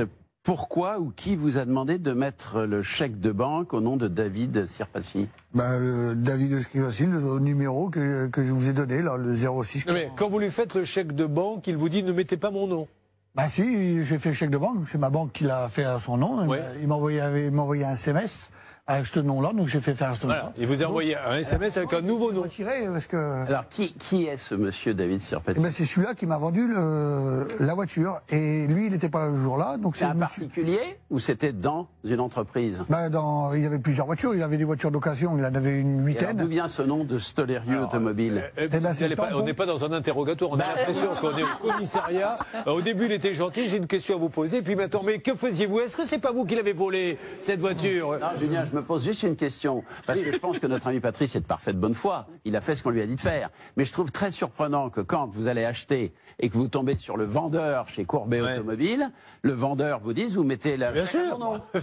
Si avec ça de surprenant dans ce dossier, Éric de Comont, la voiture est pourrie, le contrôle technique, ça marche pas non plus. Nous allons continuer les investigations. Ce dossier, je le sens, va nous péter à la gueule. Vous suivez Ça peut vous arriver sur RTL et M6. D'ailleurs, Charlotte, qui n'est pas en reste, va nous donner d'autres informations sur ce dossier qui sont mauvais. Oui, l'imbroglio n'est pas terminé, Julien, puisque sachez que sur le document de cession de la reprise du véhicule de Patrice, il y a encore le tampon d'une autre société. Qui n'a rien à voir avec Stolerieux Automobile. Alors, on va essayer de reprendre très rapidement en quelques secondes. L'annonce qui est passée sur ce journal gratuit est au nom de quelle société, s'il vous plaît? L'annonce. Eh ben, le nom que j'ai appelé, c'est Skimassi David. Donc il y a marqué sur l'annonce, Skimassi David vend une voiture. Voilà. D'accord. Vous allez là-bas, vous la récupérez, vous faites un chèque de banque. Voilà. Mais le chèque de banque, vous ne le faites pas à Skimassi David. Si, à lui. Eh ben alors pourquoi on dit qu'on a changé? Mais le certificat de cession du véhicule est au nom de Stolerieux Automobile, Julien. Voilà. Bon, excusez-moi, je vais me remettre à fumer. J'ai arrêté il y a 5-6 ans maintenant. Je n'ai plus touché une seule cigarette, mais là je ne vous cache pas que... Bon, alors, donc du coup, il y en a 2 personnes, et alors il y a une autre société maintenant? Voilà, en fait, le certificat de cession du véhicule que Patrice a acheté a un tampon Stolerieux Automobile. Mais le certificat de cession de la voiture que Patrice a vendue, il y a un tampon d'une société qui s'appelle Motorsport. Motorsport. Je vais essayer de lancer quelques appels. Monsieur Stolerieux Automobile, Sergio Stolerieux. J'essaie de contacter également David Sirpati, également Anthony Saban. Et nous parlons de Stolerieux Automobile qui se trouve 389 route de Bellegarde à Valleiry, 74 520. Si vous passez dans le coin, aidez-nous. D'ailleurs, Bernard, vraiment en quelques secondes, vous pouvez tenter d'avoir le 3e numéro, le monsieur Saban, vous qui êtes à la salle des appels. Oui, Anthony Saban, c'est simple. Il décroche, il entend ma voix et il raccroche. Donc ou il écoute l'émission ou il a quelques informateurs, Julien. Bon, chantez-lui une chanson de la compagnie créole, ça va peut-être le temps. Saban pour le moral, parce que là, on n'y est plus du tout. Là. Non mais ça sent super mauvais. Il faut maintenant quand même ne pas occulter le contrôle technique. Essayons de voir ce qu'ils vont nous dire. Et je pense qu'après la répression des fraudes pourrait avoir un petit dossier de rentrée comme ça sympa pour ces équipes et pour les occuper. Alors attention, l'appel au contrôle technique, il va se dérouler maintenant avant de parler du chantier catastrophe et avant de retrouver la très grande arnaque de Charlotte. On y va, on va lancer l'appel. Sur RTL. Cette histoire de voiture que vous suivez sur RTL M6 est juste démente. Il y a plein de noms, il y a plein de sociétés, peut-être qu'on n'a rien compris, mais en tout cas maintenant JB, salle des appels, comme nous n'avons pas réussi à avoir Stolerieux Automobile, comme nous n'avons pas réussi à avoir David Sirpati ni Anthony Saban, à Valleiry 74 520 389 route de Bellegarde, nous allons appeler les différents contrôles techniques, en tout cas le premier, pour qu'ils jettent un petit coup d'œil et préparez-vous à leur envoyer par mail le second contrôle technique. On y va? C'est parti. Donc le premier contrôle technique, qui lui n'a pas vu grand-chose. Sur le Facebook, la page Ça peut vous arriver, vous verrez peut-être l'état de la voiture. Difficile de ne pas voir grand-chose quand on voit cet état de rouille. Nous sommes maintenant dans un contrôle technique qui se trouve Anthony à Annemasse. Pendant ce temps-là, Bernard avancé. Ah pardon, pourquoi vous avez dit Anthony? Ah oui, parce qu'il a décroché. Ah pardon, d'accord. Alors faites votre petite émission de votre côté, Bernard, et toutes mes excuses, je vous en prie, mon grand. Mais faites une phrase complète parce que vous comprenez que c'est pas facile pour tous ceux qui nous écoutent et nous-mêmes d'entendre quelqu'un qui fait tout d'un coup Anthony. Bonjour. Oui, bonjour. Je suis chez au contrôle technique Annemasse Autocontrôle. Oui, très bien, oui. Bonjour monsieur, je me présente, je suis Julien Courbet. Nous sommes en direct sur RTL et M6. On a un petit souci, maître de Comont, l'avocat, avec un véhicule qui est passé entre vos mains. Maître de Comont, pouvez-vous expliquer à ce sympathique monsieur en 2 mots ce qui nous amène? Oui, un véhicule qui a été vendu, un Nissan Patrol, si mes souvenirs sont bons. Terrano. Pardon, qui avait de très gros problème de corrosion perforante du châssis et pour lequel était sorti un contrôle technique, en tout cas sur ce point-là, totalement vierge. Et donc 6 mois après, il y a eu des expertises et compagnie. Et vous verriez l'état de la voiture, elle ne peut même pas rouler. Mais c'est même plus de la corrosion, elle est complètement... Alors on veut savoir si vous pouviez retrouver ce dossier, savoir qui a fait le contrôle technique. Oui, je sais, vous avez l'immatriculation du véhicule. Alors, on va vous donner tout ça en antenne. Vous êtes très sympa, monsieur. Je vous remercie. Vous récupérez Bernard et JB, que ce monsieur puisse aller chercher le document. Nous étions, pour qu'il n'y ait pas de confusion, chez Annemasse Auto Contrôle Technique. Bernard Sabat. Ben Anthony Saban a répondu. Et alors il me dit non, je connais pas de David, je connais pas de Sergio, j'ai jamais vendu une voiture. Mais c'est la même discussion, la même façon, le même ton utilisé par les deux. C'est génial, c'est-à-dire que là maintenant, plutôt que de dire oui, bon, il y a pas de problème, la voiture elle était bien, il préfère dire on sait pas qui c'est, merci, au revoir. Non, un truc de malade. D'où l'intérêt, Julien, d'avoir une facture et on rappelle que c'est obligatoire en application d'un décret de juin 2020. Là, je crois que vous êtes tombé sur du très lourd, hein. Marine. Oui, et en cherchant un petit peu sur Internet, sur société.com en l'occurrence, on tape le nom de David Sirpacci et on tombe sur un autre nom encore de concession qui s'appelle AS Auto. Donc je cherche aussi de ce côté-là. C'est un truc de malade. Vous prenez des risques, mais je vous assure, vous vous rendez compte que chaque jour on vous raconte des histoires comme ça. Annonce gratuite, garage à 500 km. Je vous expliquerai, on est en train de préparer une émission très prochainement d'où viennent ces voitures, parce qu'il faut que vous le sachiez, mais c'est une grande enquête qu'on est en train de finaliser. Bon, avançons là-dessus. On attend le contrôle technique, on va voir si Sergio Stolieru, David Sirpacci ou Anthony Saban veulent bien discuter avec nous. Si eux ne connaissent pas le client, lui, les connaît. Un point final maintenant pour le petit bracelet de notre auditeur, téléspectateur. Charlotte, rappelez-nous. Nabi a voulu offrir un bracelet à sa maman, il l'a acheté en ligne et malheureusement ce qu'il a reçu ne correspondait pas à ce qu'il voulait. Donc depuis des mois il attend un remboursement qui avait été validé par la société mais jamais effectué. Hervé Pouchol, vous êtes en duplex. La conclusion de ce dossier maintenant pour nos auditeurs, téléspectateurs, s'il vous plaît, vous avez organisé ce duplex pour nous. Je vous écoute. Alors il faut remercier Anita, qui est l'une des responsables, qui a bien voulu non seulement nous recevoir, mais nous parler. Et Anita était très énervée, bien entendu, vous l'avez entendu, mais surtout, elle a compris que c'était très important de rembourser Nabi. Bon, moi j'ai essayé de négocier les 20 € parce que j'ai trouvé ça un peu petit de reprendre 20 € sur la somme, parce que quand même ça fait un petit moment que Nabi attend le remboursement de cette somme. Donc normalement, si tout va bien, la semaine prochaine, voire dans 10 jours, allez, on va dire 10 jours, il devrait être remboursé. Bravo Hervé Pouchol et merci. Un duplex par jour avec Hervé Pouchol. Voilà Nabi, la conclusion du dossier. Vous me tenez au courant, vous m'appelez d'ici une dizaine pour me dire j'ai bien eu le remboursement, sinon on se permettra de rappeler ces gens-là. D'accord Nabi ? Eh ben super, merci beaucoup. À bientôt Nabi, merci beaucoup.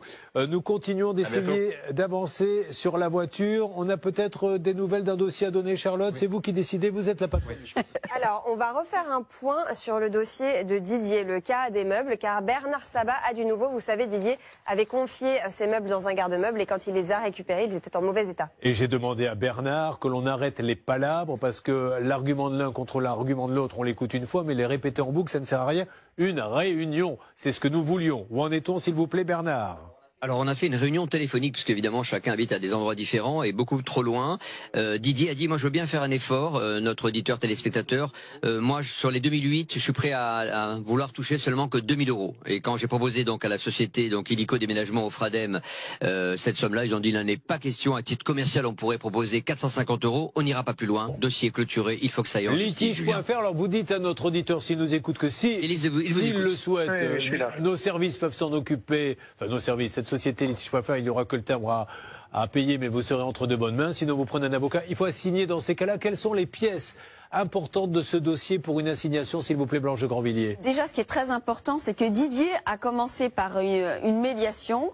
Le professionnel ne s'est pas présenté, donc aujourd'hui, il peut saisir tout de suite le juge. Il envoie l'ensemble des pièces qu'il a, c'est-à-dire les contrats, les factures qu'il a payées et les documents avec l'attestation de décharge au moment où il a récupéré les meubles. On rappelle que ce monsieur dit ce n'est pas notre société qui est venue faire prendre les meubles, c'est là qu'ils se sont cassés, donc nous, on ne peut pas être responsable. Avez-vous parlé de la photo que nous avons, que je décris? C'est donc un camion de cette société au Fradem qui est bienvenu chez notre auditeur. Il l'a pas inventé. Qu'est-ce qu'il dit le monsieur en ce qui concerne la photo, Bernard? Il dit tout simplement le mois dernier, le mois d'avant, c'était donc la société qu'on a rachetée, donc on n'est pas concerné, même si ça porte le même logo, donc on n'est pas responsable. Lui, il considère que le passif ne le concerne pas. Il était là dans le gardiennage, c'est pour ça qu'il a touché ces 204 € régulièrement. Nous avons tenté une médiation, maintenant tribunal. Merci vraiment de nous tenir au courant. On va vous accompagner si vous le souhaitez. Vous pouvez vous-même prendre un avocat. C'est vous qui décidez, mais on veut absolument tenir au courant les auditeurs d'RTL et d'M6 de la suite de ce dossier. Le conseil maintenant, qu'est-ce que je dois bien marquer, parce qu'il y a de la sous-traitance en veux-tu en voilà, quand je fais garder mes meubles ou je déménage? Bien, le conseil, Julien, c'est de bien vérifier les pièces, bien vérifier les noms des entreprises et notamment s'il y a un changement. Dans le cas de Didier... Demandez s'il y a un sous-traitant. Demandez-le. Parce que des fois, vous prenez une marque, vous savez, il y a des marques de déménagement très connues, mais comme ils sont dans des plannings très chargés, ils prennent une autre société et après ils vous disent ah bah oui, il faut voir avec lui. Donc non, mais l'entrepreneur principal, là, il nous dit ce qu'il veut, mais l'entrepreneur principal est responsable à l'égard du client final, Julien, du sous-traitant. Alors une alerte, il est 11h16. Voilà, merci à notre auditeur, on va vous tenir au courant. J'ai une minute, pas plus. Que se passe-t-il, JB? Celle des appels dispositifs, quel dossier? Et là, c'est le dossier de Patrice avec la voiture pourrie. J'ai eu le contrôle technique, j'ai eu le gérant du contrôle technique qui a bien voulu s'exprimer avec moi, pas à l'antenne malheureusement. Mais je vais vous résumer ce qu'il m'a dit, c'est intéressant. Donc il y a eu une proposition de fait, ça on le savait puisqu'on l'avait dans le dossier. Il y a 2500 € qui avaient été proposés à titre commercial. Par le contrôle technique. Seulement le problème, c'est que le véhicule est tellement pourri qu'il peut pas y avoir de réparation, les pièces n'existent même plus. Donc ça veut dire que c'est une proposition, maître de Comont, j'ai 10 secondes. Le contrôle technique reconnaît qu'il y a eu un petit souci. Ils le reconnaissent. D'ailleurs, le gérant de l'époque a été remercié. Et c'est le directeur général qui a dit apparemment, ce n'était pas la seule affaire. JB, autre chose? Oui, alors ce monsieur malheureusement me dit je n'irai pas plus loin. C'est ma proposition. Voilà, sinon je sens qu'il va falloir attaquer au pénal, attaquer aussi. Vous allez nous faire un petit point là-dessus, maître de Comont, pour cette histoire, bien sûr, de voiture. On ne peut pas en rester là. C'est gravissime ce qui se passe dans ce dossier. C'est gravissime. Ça peut vous arriver sur RTL et M6. Cette proposition qu'il vous fait, le contrôle technique, elle ne peut pas vous satisfaire, puisque vous, aujourd'hui, vous n'auriez pas, vous avez dépensé plus de 6 000, 10 000 avec la valeur de votre ancienne voiture. C'est pas possible de proposer aussi peu. Mais si vous voulez, ce que dit le contrôle technique, grosso modo, c'est remettez la voiture. Alors ça, c'est la voiture qu'on fait. Remettez le dessous de la voiture. Nous avons fauté, disent-ils, parce qu'effectivement, on n'a pas été assez sérieux, assez pertinent dans le cadre du contrôle technique. Donc, on estime à 2500 € la valeur de notre faute, mais ils disent, c'est quand même pas nous qui avons vendu une voiture pourrie, c'est le vendeur, donc c'est pas à nous de payer les 10 800 €. De toute façon, on peut pas récupérer la voiture. Bien sûr, c'est pas nous qui l'avons vendue. Donc effectivement, on comprend leur position. Elle est déjà assez correcte. Alors, est-ce que du coup, ils pourraient accepter l'argent du contrôle technique, mais ça ne l'exonère pas de faire des poursuites contre le disons qu'il peut parfaitement passer un accord avec le contrôle technique en disant je prends l'argent et je m'engage à ne pas avoir recours contre vous dans le cadre d'une procédure. Ça, c'est ce qu'ils veulent, c'est très clair. Et puis après ça, bien entendu, se retourner. Pourquoi vous ne faites pas ça? Parce que le contrôle technique, monsieur Capelli, Laurent, là, il est venu chez moi. Déjà, il s'est déplacé. Il m'a dit, faut faire une lettre en AR, comme quoi mon assurance va prendre en compte. Il veut pas de procédure judiciaire, tout ça. Et dans un mois, c'est tout réglé, on vous rembourse votre voiture, voilà, tout. Non, mais je crois que vous n'avez pas bien compris. Et pour moi, 2 800 €, non. Monsieur, écoutez-moi, c'est parce que vous n'avez pas compris, je pense. Donc on va vous l'expliquer. Il vous dit, le contrôle technique a fait une faute. Cette faute nous l'estimons à 2 000 €. On va vous donner 2 000 €. Mais pour le remboursement total de la voiture, comme lui n'y est pour rien, c'est pas lui qui vous l'a vendu de toute façon. Vous continuez à faire des procédures contre l'autre. Ça ne change rien. Il nous a dit que c'était une erreur, pour une petite erreur de notre part. C'est pas une erreur, c'est un faux contrôle technique. Oui, désolé. Il a raison. Bon. Mais qu'importe. C'est peut-être un contrôle technique de compétence. Il n'a pas été valable, il ne s'est pas passé. Ce qu'il faut, c'est qu'il attaque tout le monde maintenant. Alors, Julien, il y a deux possibilités. Soit effectivement, notre ami Patrice prend cet argent et s'engage à ne pas mettre en cause le contrôle technique et à s'occuper uniquement de celui qui lui a vendu la voiture, ce qui est son droit le plus strict. Soit effectivement, il dit, moi, je veux pas de tout ça, je vais mettre tout le monde dans la cause. Et il y a parfois, dans le cadre de procédures, le contrôle technique qui est assigné en même temps que le vendeur, et il y a un partage de responsabilités, et ils doivent rembourser une partie chacun, ça existe tout à fait. Ça, c'est son choix, mais moi je dirais qu'il faut avant tout essayer de tirer les choses au clair sur qui a vendu la voiture par rapport à Stolerio Automobile, parce que moi, ce chèque de banque, il me pose un problème là. Ok, on va faire ça, on va avancer là-dessus. Alors, voilà ce qu'on va faire. On attend quelques jours pour voir si Solerius Sergiu, David Sipachi, Anthony Saban nous rappellent. Ensuite, procédure, avec du pénal et du civil, on verra, parce que c'est quand même grave aussi ce qui s'est passé. Il y a potentiellement du pénal. Voilà. Donc, laissez-moi juste avancer quelques temps. On a bien compris votre position. Vous voulez maintenant absolument attaquer tout le monde, et ça, je peux le comprendre tout à fait. Julien Courbet. RTL M6, donc sur le cas de la voiture, on attend quelques jours, si vous le voulez bien, voir si ces gens nous rappellent. On va relancer le porte-voix régulièrement, et puis après, monsieur a décidé d'assigner tout le monde, y compris le contrôle technique, puisque lui, il dit, moi, je suis désolé, je ne veux pas d'accord, un peu avec lui, un peu avec l'autre, je veux quelque chose de global. Ça, je le comprends bien, donc on va s'en occuper, Didier. On relance ces gens-là, mais s'ils ne répondent pas, malheureusement, c'est juste la police qui pourra aller les chercher.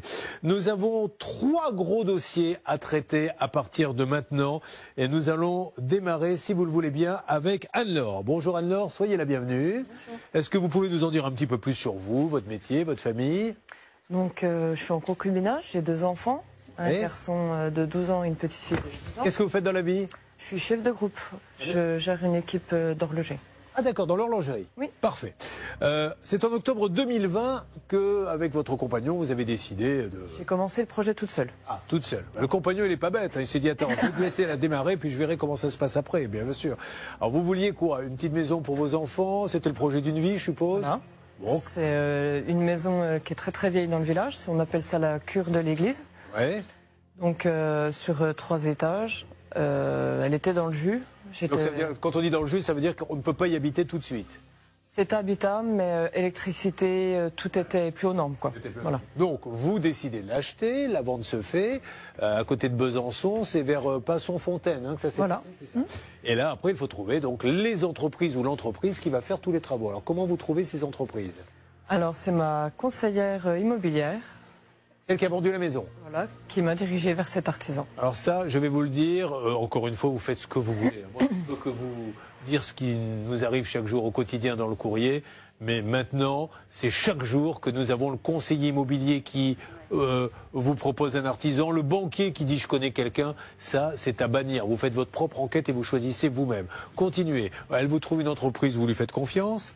C'était, vu que je fais quand même beaucoup d'heures dans la semaine, je m'étais dit je vais avoir affaire à un seul interlocuteur, donc je trouvais ça plutôt pratique. Et du coup, il allait prendre la rénovation à 100% de la maison. Bon. Donc électricité, chauffage, changement de fenêtre, placo-isolation. Devis? Au total, 95 000 € à peu près. 95 000 € de travaux. Alors, c'est une somme énorme, mais ça le méritait. Qui a généré un crédit, peut-être? Bien sûr. Voilà. Donc, madame s'est endettée pour combien de temps? Pour 25 ans, elle s'est endettée pour avoir une maison. C'est pour ça que je me tue chaque jour à dire un jour il faudra légiférer sur ces constructeurs ou je ne sais pas comment on peut appeler ça, mais qui mettent des vies en suspens parce qu'ils ne font pas le boulot. Voyons comment s'est passée la suite. Donc, vous lui donnez un acompte de combien? Alors, le premier versement, c'est pour les matériaux de plus ou moins 66 000 €. 66 000 € d'un coup, donc là déjà, grave erreur, on est largement au-dessus des 30%. Allons à l'essentiel, aujourd'hui, dans quel état est la maison? Pire que quand je l'ai acheté. Pourquoi? Il a fait tomber un mur, il y a la cloison du haut qui est tombée avec, il y a... C'est-à-dire que on n'est pas dans le cas d'un monsieur qui n'est pas venu, lui il a carrément détruit la maison. Alors, le mur de la cuisine, c'est moi qui lui ai demandé de le casser pour agrandir la pièce. Mais du coup, dans les vieilles maisons, c'est des murs un pan, ils appellent ça. C'est du haut jusqu'en bas, ils tirent un mur. Et en fait, il n'a pas mis en sécurité et le mur de la chambre de mon fils est tombé. Qu'est-ce que, tout de suite, je vous pose la question. Quand vous l'appelez en lui disant, bon, alors qu'est-ce qu'on fait? Je vous ai donné tout mon argent. Qu'est-ce qu'on fait? Qu'est-ce qu'il vous dit? T'inquiète pas, Anne-Laure, je vais tout refaire. Voilà, mais il ne refait pas. Alors, ça date de quand, l'écroulement? Alors, la dernière fois qu'il est venu, c'était début février. Oh là là là. Et alors, comment vous faites pour vivre? Vous deviez y vivre quand dans cette maison? À la base, c'était prévu pour mars et dans le contrat pour mi-mai. De l'année passée, enfin, qui sont passés? Non, de cette année. Qui arrive là? Non, non. Qui est déjà passé? Oui. D'accord, donc vous êtes... Alors, comment vous faites pour vivre alors? Eh ben, je suis toujours en location dans mon appartement. Vous devez terriblement vous en vouloir d'avoir fait confiance comme ça, parce que vous n'avez mené aucune enquête sur ce monsieur. Non, je fais confiance. Et votre copine banquière, du coup, qui donne des bons tuyaux, conseillère immobilière, pardon, qu'est-ce qu'elle vous dit? On n'a pas de chance. Elle avait déjà travaillé avec lui? Bon. C'est une catastrophe, hein, Blanche de Grandvilliers, parce que là, elle était... Combien d'enfants vous avez, vous m'avez dit ? Deux. Voilà, Et encore un drame humain. On rappelle que le contrat de construction de maisons individuelles, lui, est totalement réglementé, avec des garanties, avec un échelonnement de paiement, mais c'est pas le cas pour une rénovation. Donc pour une rénovation, on peut, comme dans le cas d'Anne-Laure, exiger 40% au moment de la signature du devis, ce qui fait qu'aujourd'hui, sur les 95 000, Anne-Laure a payé 82 000 € et tout est à refaire, Julien. N'importe qui peut faire de la rénovation. Je ne sais, je vous le dis tous les jours et je le répéterai tous les jours. Je vous dis franchement, me faire virer une bonne fois pour toutes, mais ne pas arrêter de dire ça parce qu'il faut que ça bouge. C'est les drames les plus importants. C'est que 70 000, 80 000 € et n'importe qui peut vous dire je vais vous refaire toute la maison. Il connaît même pas les structures. Il faut quand même avoir quelques connaissances pour faire tomber un mur porteur, etc. Et après, il ne se passe rien. Légiférons. Si ces gens-là avaient une caution, je peux vous dire qu'avant de faire des travaux, ils réfléchiraient bien parce qu'on irait taper dans la caution qu'ils auraient laissée sur un compte. 10 oui, secondes. on voit qu'il y a une première société qui a pris le contrat et ensuite, immédiatement après, c'est une deuxième société qui est apparue, encore un petit tour de passe-passe. Parce qu'ils acceptent tout, peu importe s'ils ne savent pas faire. Après, je prendrai un sous-traitant, l'argent est là, je le prends, ne laisse jamais partir l'argent. Nous allons lancer l'appel téléphonique à ce monsieur, car je crois qu'on peut le joindre. Ne manquez pas ce moment, c'est dans quelques minutes sur l'antenne d'RTL et d'M6. Ne bougez pas, ça peut vous arriver revient tout de suite sur RTL et M6.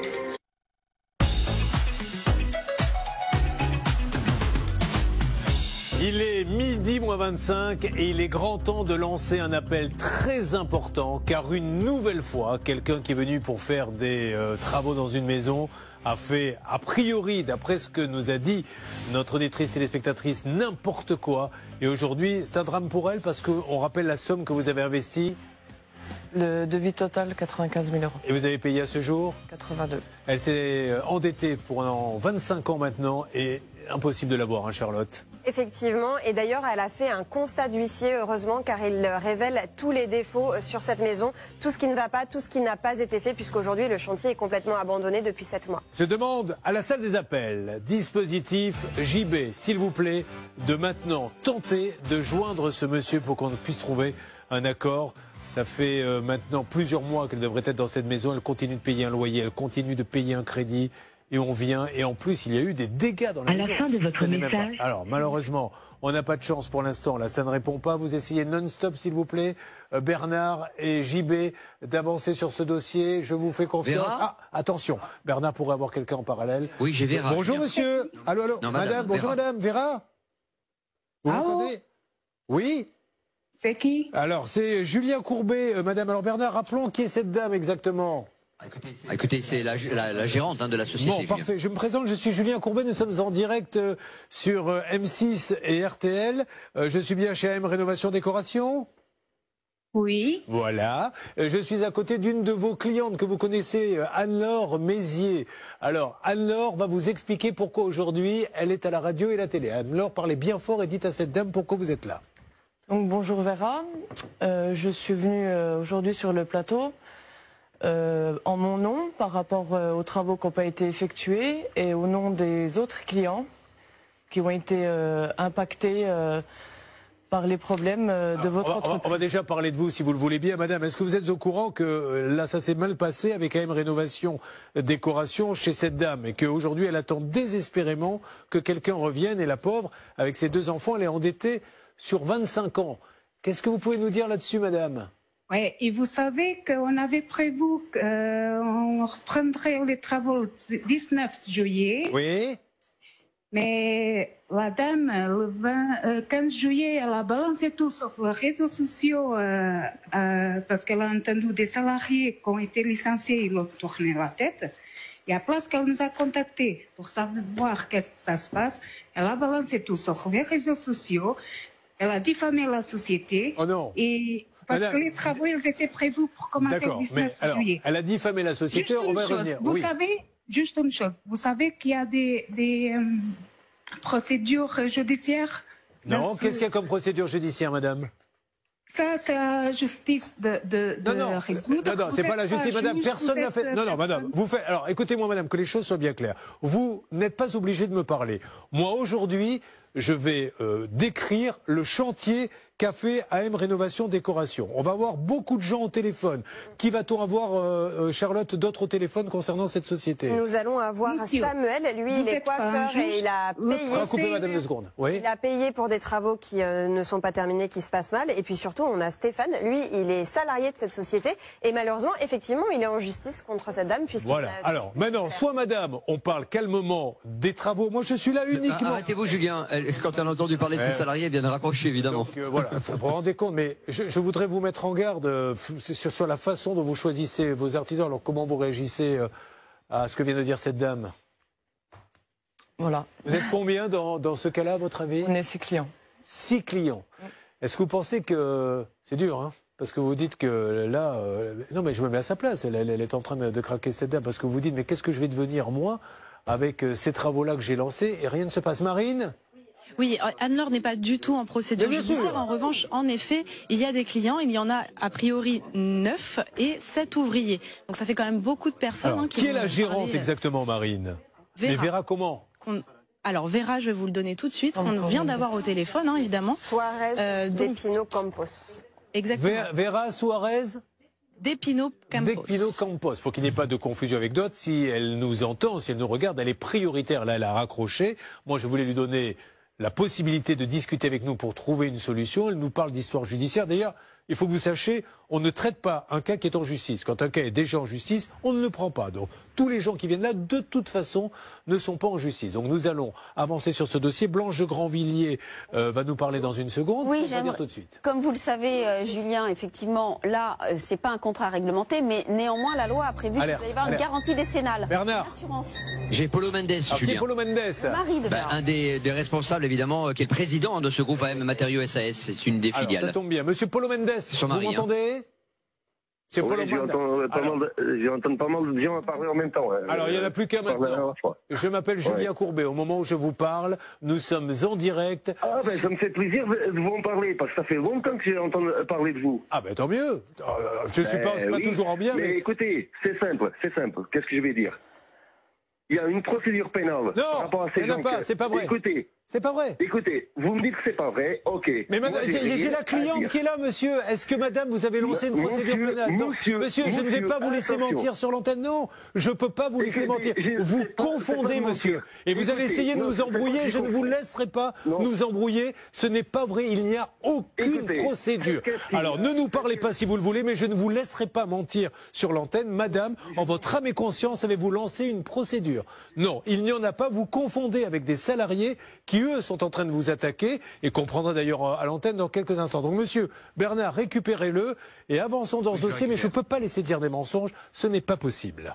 Vous suivez Ça peut vous arriver sur RTL. Je suis désolé, mais ils ont un discours bien rodé qui consiste à dire on ne peut pas vous parler parce qu'il y a une procédure et il n'y en a pas. Pour elle, en tout cas, c'est elle que l'on défend.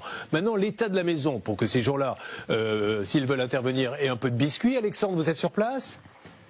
Alexandre, notre envoyé spécial. Alors allez-y, descriptif des travaux, regardez bien, elle a payé 60 000 € d'acompte, je crois, pour ça. C'est parti. Effectivement, il y a même plus de 80 000 € qui ont été perdus. On est dans le chantier qui est complètement à l'abandon. Et je vais vous montrer tous les détails. Effectivement, on a des matériaux de construction, d'isolation un petit peu partout. Je précise que le carrelage aurait dû rester. On voit que le carrelage, du coup, est pas resté. Il y a le plafond ici qui a été fragilisé et qui doit être, du coup, être soutenu par un étai maintenant pour ne pas s'effondrer. Assez récemment, on a eu un changement de serrure qui a été fait par nos téléspectateurs parce qu'en fait, l'un des artisans est venu récupérer le WC pour pas perdre de matériaux et pas le laisser sur le chantier. Donc, effectivement, ça commence à faire un petit peu beaucoup. Et là, je vais vous montrer tout ce qui reste dans le hall d'entrée et vous allez voir, c'est assez édifiant. On a la porte d'entrée, une porte d'entrée qui est rectangulaire alors qu'on va le voir, il y a un arrondi sur la porte, donc on ne peut pas la poser de toute manière. La porte doit être là-bas. Et là, c'est toutes les fenêtres qui sont stockées. Les fenêtres, elles sont 6 cm trop petites, donc on ne peut pas les installer également ici. Et tout à l'heure, notre téléspectatrice nous parlait du mur de la cuisine. On voit bien effectivement ici que le mur de la cuisine a effectivement été détruit, il s'est effondré, donc ça faisait partie du marché. Par contre, ce qui n'était pas prévu, je vous le montre tout de suite, c'est que le plafond au-dessus, le mur de l'étage supplémentaire s'est effondré également. C'était un seul pan, il n'a pas été soutenu. Et donc, on a maintenant un trou arbouché dans le toit de la maison et dans le plafond du premier étage. Vous vous rendez compte qu'elle a donné toutes ces économies? Je vais le redire, s'il le faut 10 000 fois par jour, légiférons, ne laissons pas n'importe qui faire n'importe quoi maintenant. Il faut qu'il y ait des cautions, il faut que cette profession soit maintenant un petit peu mieux encadrée. Oui, et pour répondre à Anne-Laure qui dit qu'elle a quasiment tout payé, eh bien l'entreprise lui dit que ce sont des travaux qu'elle a ajoutés par rapport au devis initial et donc que c'est normal que ce ne soit pas terminé, alors qu'on voit bien qu'ils ont été payés en application des devis. Chantier catastrophe. Maintenant, cette femme se retrouve en perdition avec ses enfants, Charlotte. Alors, cet employé, racontez très rapidement en 2 mots. Eh bien, alors, on a 2 personnes qui nous ont expliqué, mais en fait, elles sont très très nombreuses. Excusez-moi, on me dit qu'on a Sylvain Baron qui voudrait intervenir et c'est notre ingénieur. Sylvain, j'ai 1 minute 30, vous qui êtes ingénieur, c'est du grand n'importe quoi ce qu'on a vu parce que je n'y connais rien. Effectivement, Julien, c'est du grand n'importe quoi et j'ai vraiment envie, une nouvelle fois, de crier haut et fort, ras-le-bol de ces entreprises qui font tout ça. Il faudrait saisir Jacqueline Gouraud, qui est quand même le ministre des TPE, et lui dire, écoutez, qu'est-ce qu'il faut faire? Aidez-nous, donnez des éléments pour qu'on puisse se bagarrer contre ces gens-là. C'est insupportable. Le travail est fait dans n'importe quel sens. Les fenêtres sont trop petites, on vient de le voir, mais c'est du n'importe quoi. Julien, je suis atterré. Vous vous rendez compte que là, il n'y a plus rien qui va. Il faut tout refaire là quasiment, si j'ai bien compris, Sylvain. Effectivement, Julien, il faut tout reprendre. Il faut d'abord poser les menuiseries PVC, de nouvelles menuiseries parce qu'elles sont trop petites. Et ensuite, une fois qu'on a fait ça, on pourra attaquer le second œuvre à l'intérieur. On n'attaque pas le second œuvre tant qu'on n'a pas terminé le gros œuvre. C'est la base. Et là, c'est un peu du grand n'importe quoi. Je pense que cette entreprise est peu ou voire pas qualifiée du tout. Alors merci Bernard, je vais le retrouver là dans 1 seconde pour savoir comment ça continue avec ce monsieur. Est-ce qu'à un moment donné, c'est répression des fraudes pour cette dame? Oui, ça ne lui rendra pas la maison. Il faut faire un signalement, ça ne coûte pas d'argent. Et quand il y a beaucoup de signalements, effectivement, la Direction générale de répression des fraudes, commence des enquêtes. Julien, si j'ai le temps. Non, malheureusement, mais vous allez l'avoir tout à l'heure. Il y aura le mot détail parce qu'on a plusieurs cas sur lesquels nous devons avancer. Donc là, on va voir ce que va nous dire Bernard, qui a continué à parler à ce monsieur, qui essaie de nous faire croire qu'il y a une procédure pour ne pas parler. Je vous le redis, il n'y a aucune procédure lancée par notre auditrice. RTL. Alors avant de passer à l'arnaque du jour, le temps que ce dossier se décante, Hervé continue de discuter là-bas. Hein. JB, vous êtes un petit peu nos yeux depuis la salle des appels pour nos amis d'RTL. Je m'en bats les steaks, monsieur. Oui, et puis ça crie. Hein. Je peux vous dire que j'ai du mal à vous entendre. Ça crie parce que ce monsieur, il n'a pas envie de s'expliquer. Laissons-les avancer, on les retrouvera un petit peu plus tard dans le Money Time. La grosse arnaque du jour, elle est tout simplement stupéfiante. Charlotte, c'est Magali qui est avec nous. Effectivement, elle est restauratrice et elle va vous expliquer comment elle a été contactée par une soi-disant centrale d'achat. Donc vous avez un restaurant, vous faites de la pizza? On fait de la pizza. Et un jour vous recevez un coup de fil et qu'est-ce qu'on vous dit? On me dit, est-ce que vous êtes disponible tout le mois d'août? Est-ce que vous prenez des vacances? Donc je lui dis non, on ne prend pas de vacances. Elle me dit, j'aurai un contrat à vous proposer pour une colonie de vacances qui se trouve à quelques kilomètres du restaurant. Qui existe vraiment? Qui existe vraiment, sans problème. Alors, excusez-moi, quand elle dit on est une centrale d'achat, elle ne vous en dit pas plus. On est une centrale d'achat. Centrale d'achat pour les collectivités. Vous vous dites c'est un beau contrat et ce contrat est juteux? Ce contrat fait environ 4 690 €. Il faut sortir combien de pizzas? Il faut sortir 60 pizzas 2 fois par semaine. Le mardi et le jeudi. Donc ça fait 120 pizzas en tout sur les 9 semaines.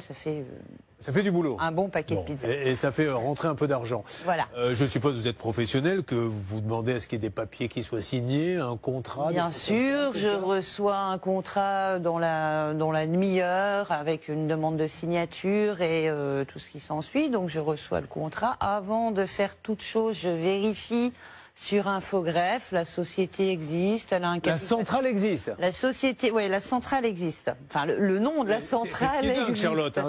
C'est pour ça que ce cas est stupéfiant et à quel point ils sont organisés. C'est-à-dire qu'on n'est pas sur un charlatan qui va tenter une petite magouille. C'est-à-dire qu'il y a vraiment une société en France qui continue comme ça d'arnaquer les gens. On va y revenir là dans les secondes qui suivent, mais elle existe vraiment. C'est une société qui est enregistrée au registre du commerce de Lyon, qui a un capital social de 530 000 € selon les documents officiels, qui a un patron, et vous allez voir, on va essayer de les appeler après. Donc, vous signez les papiers, vous avez vérifié, donc vous êtes en confiance. Voilà, tout à fait. Qu'est-ce qu'ils vous disent très rapidement? Ils vont vous demander de l'argent. Non, pas forcément. Sur le contrat, notez que ma commande, tout ce qui m'est commandé va être payé tout de suite, puisque eux ont été payés par les parents qui ont déjà que les gamins sont en colonie, voilà. Donc ils vont me payer le total de la commande. Mais pour pouvoir me payer le total de la commande, ils me demandent une empreinte bancaire non encaissable. C'est bien précisé sur le contrat non encaissable. Cette empreinte bancaire est d'un montant de 510 €. Donc voilà, je me dis, oui, si j'ai le règlement tout de suite, c'est normal que se couvre de l'autre côté. Si j'ai une défaillance au niveau du contrat, voilà, qu'ils aient quand même un moyen de pouvoir récupérer leur argent. Donc, jusque-là, pour accélérer un peu, je crois que votre carte passe pas pour... Voilà, c'est plein de choses. C'est celle de ma sœur qui se trouve à côté de moi qui me dit, je te dépanne, je te fais ton empreinte Elle se fait bancaire. prendre les 500 €. Ah non, elle se fait prendre carrément 2500. Non, mais pas du premier coup. Ah si. Ah, tout de suite, ils ont pris tout de suite, ils se sont, au lieu de mettre 510 € d'empreinte bancaire, ils ont mis 2510 €. Là où c'est fantastique, c'est la suite. C'est-à-dire qu'elle les appelle, parce que là, elle commence à se dire, waouh, je pense que je me suis fait avoir. Elle les appelle et qu'est-ce qu'ils vous disent? C'est une erreur, nous allons vous rembourser. Ouais. Donc en fait, non, c'est pas 2510, c'est 510. Voilà, donc nous allons vous rembourser.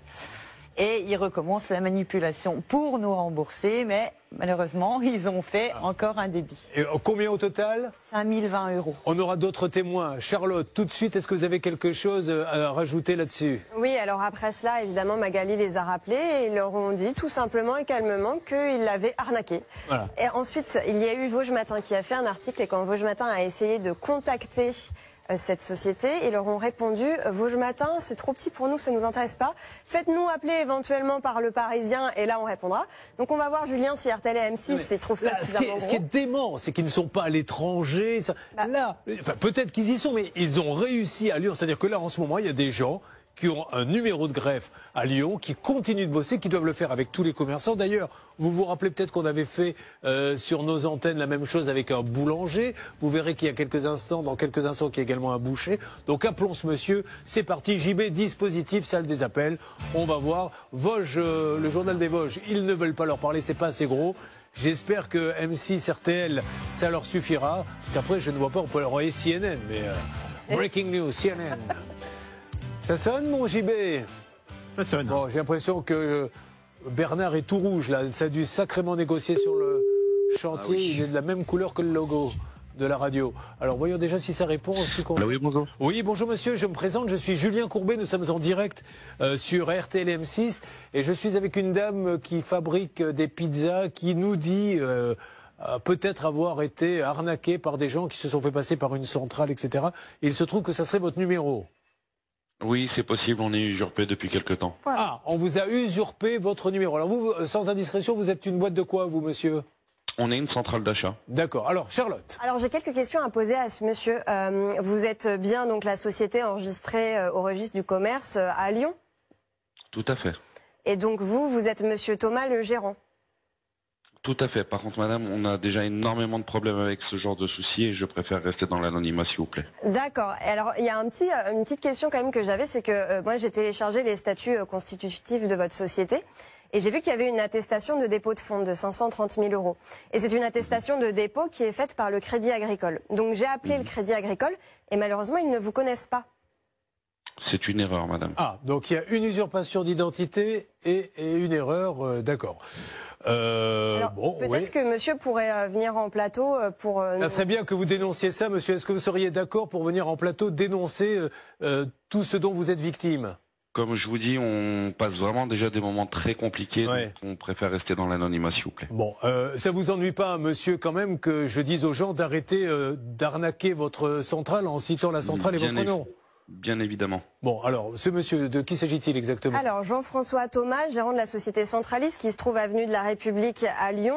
Malheureusement, il nous dit être usurpé, mais ça serait pas la première fois, puisque l'année dernière, nos boulangers avaient vécu exactement la même chose. Avec la même personne? Exactement. Que je vous précise que quand Vosges Matin les a appelés et qu'ils leur ont expliqué qu'effectivement, ils arnaquaient des gens, mais que c'était pas assez gros pour eux, Vosges Matin, c'était bien le même numéro. C'était il y a moins de 2 semaines. Là, JB, le numéro qu'il a fait, c'est bien le numéro qui avait contacté Magali lorsqu'elle a été victime de cette escroquerie. Donc ça fait beaucoup, ils se feraient usurper leur société, leur numéro de téléphone, le Crédit Agricole ne les connaît pas.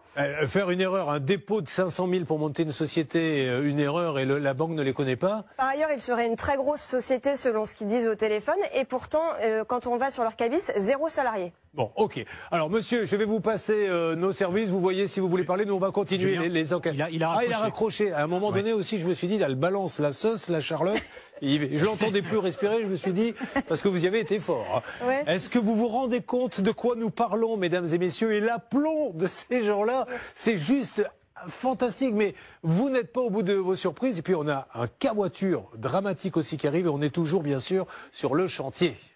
Ne bougez pas. Ça peut vous arriver revient dans un instant sur RTL et M6.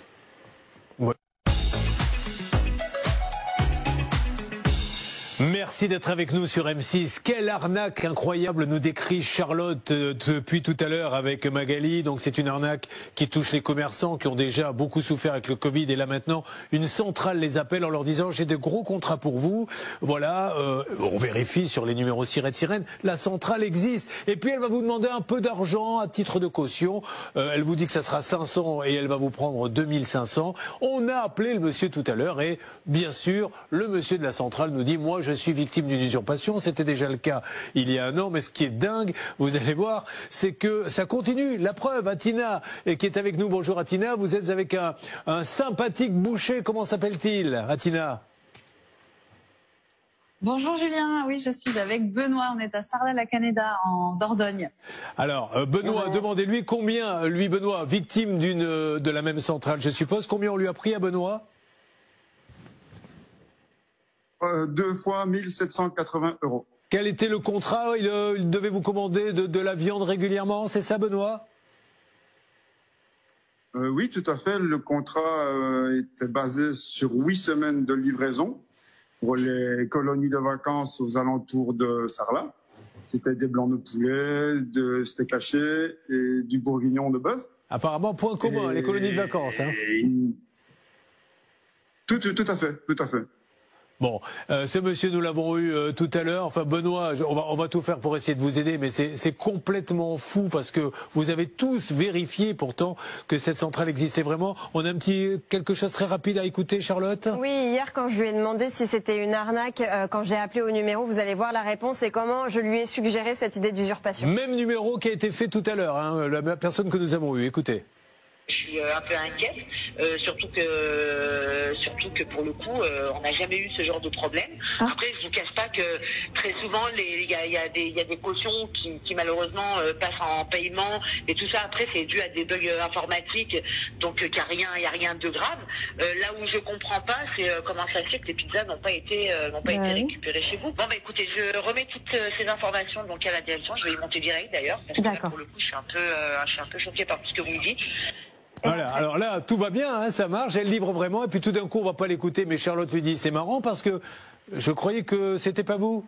Effectivement, et en fait, je lui ai dit, mais j'espère que vous n'avez pas été victime d'usurpation. Elle me dit, ah, si, peut-être, effectivement. Ensuite, on a raccroché dans les 10 minutes un monsieur, celui qu'on a eu tout à l'heure, a appelé Magali pour lui dire, écoutez, madame, on est victime d'une usurpation, c'est très grave, on est dans la même situation que vous, j'en dors pas depuis des mois. Et en fait, voilà comment finalement je leur ai suggéré cette idée d'usurpation. Ils se sont engouffrés dans la brèche et ils ont inventé toute une histoire autour de ça. C'est juste terrible parce que c'est des commerçants hein, qui essaient de récupérer leur argent. On va continuer cette enquête. On voulait vous la faire connaître. Ne vous faites pas avoir avec ces histoires de centrale. Mais on va essayer d'avoir encore une fois ce monsieur s'il le faut. On a un troisième dossier. Et puis on va voir le Money Time. Hein. Ce troisième dossier, il arrive tout de suite si vous le voulez bien. Julien Courbet. RTL. Dans 15 minutes, on fait le point sur ce qui s'est dit entre l'entrepreneur et Anne-Laure, puisque Bernard Sabat hurlait tout à l'heure au téléphone, voir si ça bouge du côté de la centrale. Mais là, je voudrais qu'on donne la parole à Violaine. Soyez la bienvenue, Violaine. Bonjour. Violaine qui nous arrive de pas très loin. Elle est infirmière, assistante sociale. Vous aviez besoin d'un véhicule pour votre famille ? Non. Pour vous seul? Oui. Eh ben, vous avez bien raison. À un moment donné, on peut toujours obligé de remplir une voiture avec une famille. Enfin, chacun fait ce qu'il veut. Qu'est-ce que vous vouliez comme voiture? Je voulais une voiture qui faisait 3,85 m maximum. Au centimètre près? Bah oui, parce que j'ai un garage. Ah. Et du coup, il y a juste un seul modèle qui rentrait, c'était une Citroën C3. D'accord, donc vous l'avez trouvée où cette Citroën C3? Sur le Bon Coin, n'y connaissant rien, et étant surtout très occupé par mon activité professionnelle, j'ai demandé de l'aide à quelqu'un qui lui s'y connaît. Il a 9 enfants, il a déjà acheté plein de voitures et en qui j'ai vraiment confiance. D'accord. Je dis je veux ce modèle. Il trouve le modèle sur le Bon Coin, il me le montre, je la valide. D'accord. Et lui fait la transaction avec la personne. Je récupère la voiture. Je dis c'est bizarre, elle sent l'essence. personne ne me croit. Je vais voir un garagiste, il fait il vérifie toute la voiture, il me dit franchement la voiture elle est nickel. Et il fait la vérification avant l'été pour que je sois tranquille. Et puis en fait, je fais le premier plein d'essence et l'intégralité du réservoir d'essence se déverse sur le sol. Voilà. Qu'au fur et à mesure que... C'est long le plein, ça fait quand même 2h40 que je fais le plein, donc au fur et à mesure ça coule. 15 € d'essence qui se déverse sur le sol. Mais à quel moment vous en êtes aperçu? Oui, tout de suite, ça a coulé. Non, faisais le plein et chérie, on en est à 7540 €. Il faut leur dire à Citroën qu'ils se calment sur les réservoirs, parce qu'on en a pour 2 ans. Je m'en suis pas du tout rendu compte. Parce que Ça vous a coûté combien du coup? 75 €. Ouais, bon, ça aurait pu être pire, mais... Donc il est percé, il y a un gros trou? Donc moi je me rends compte de rien, ça se déverse sur le sol. J'ai hyper peur, je sais pas ce qu'il faut faire, mais je vois qu'à 500 mètres, il y a un garage Citroën. Donc je redémarre ce que j'aurais jamais dû faire, la voiture aurait pu prendre feu, mais bon bref. Je redémarre, je fais 500 mètres, et là le monsieur je dis je peux pas m'en occuper, voilà, bon bref. Et le lendemain, il y a une expertise, et il y a des trous faits dans le réservoir d'essence fait à la perceuse. À la perceuse? Oui, c'est-à-dire qu'il faut rentrer dans le véhicule, soulever la banquette arrière. Mais quel est l'intérêt de faire ça? Bah, après un peu une enquête et une interrogation de plusieurs personnes, ça serait pour faire du trafic de drogue. Ah d'accord. Waouh, mais quelle émission. Mais les gars, on va se calmer tout ça. Je m'adresse aux journalistes. Moi j'ai encore des enfants à la maison. Ma femme compte un peu sur moi les quelques années qui arrivent. J'ai un chien élevé que je viens de prendre. On va se calmer un petit peu maintenant, parce que maintenant, au début c'était des petites arnaques et compagnie. Maintenant on commence à s'attaquer au cartel de Medellín. Marine, s'il vous plaît, qu'en est-il? Qu'est-ce que vous allez nous sortir de là? Que les espions russes sont sur le coup? Je ne sais plus. Non, pas du tout. En fait, c'est vraiment ce que j'allais vous dire, c'est qu'en effet cette voiture aurait servi pour un trafic de drogue. Et ce n'est pas la seule, puisque sur Internet, on trouve à peu près, enfin, je sais pas, mais en tout cas, il y a énormément d'articles qui parlent de ça, de drogue cachée dans les réservoirs. Il y en a même qui explosent. En fait, l'essence coule pas parce que c'est les sachets de drogue, je suppose, qui bouffent. Non, en fait, c'est si on fait pas le plein. C'est si on fait le plein. Et comme c'est la première fois que j'ai fait le plein, voilà. Et si on fait pas le plein, en fait, on met un peu d'essence qui permet de rouler, et la drogue est au-dessus. Et du coup, si les chiens reniflent, ils sentent du coup l'essence et pas la drogue. D'accord. Et si vous êtes là aujourd'hui, c'est parce que vous dites au prix que j'ai payé la voiture, j'aimerais au moins avoir la drogue. Est-ce qu'on peut l'aider d'une manière ou d'une autre, maître de comment, vous qui êtes on peut le dire, un dealer du barreau? Allez-y. Spécialiste, il n'y a absolument aucun problème.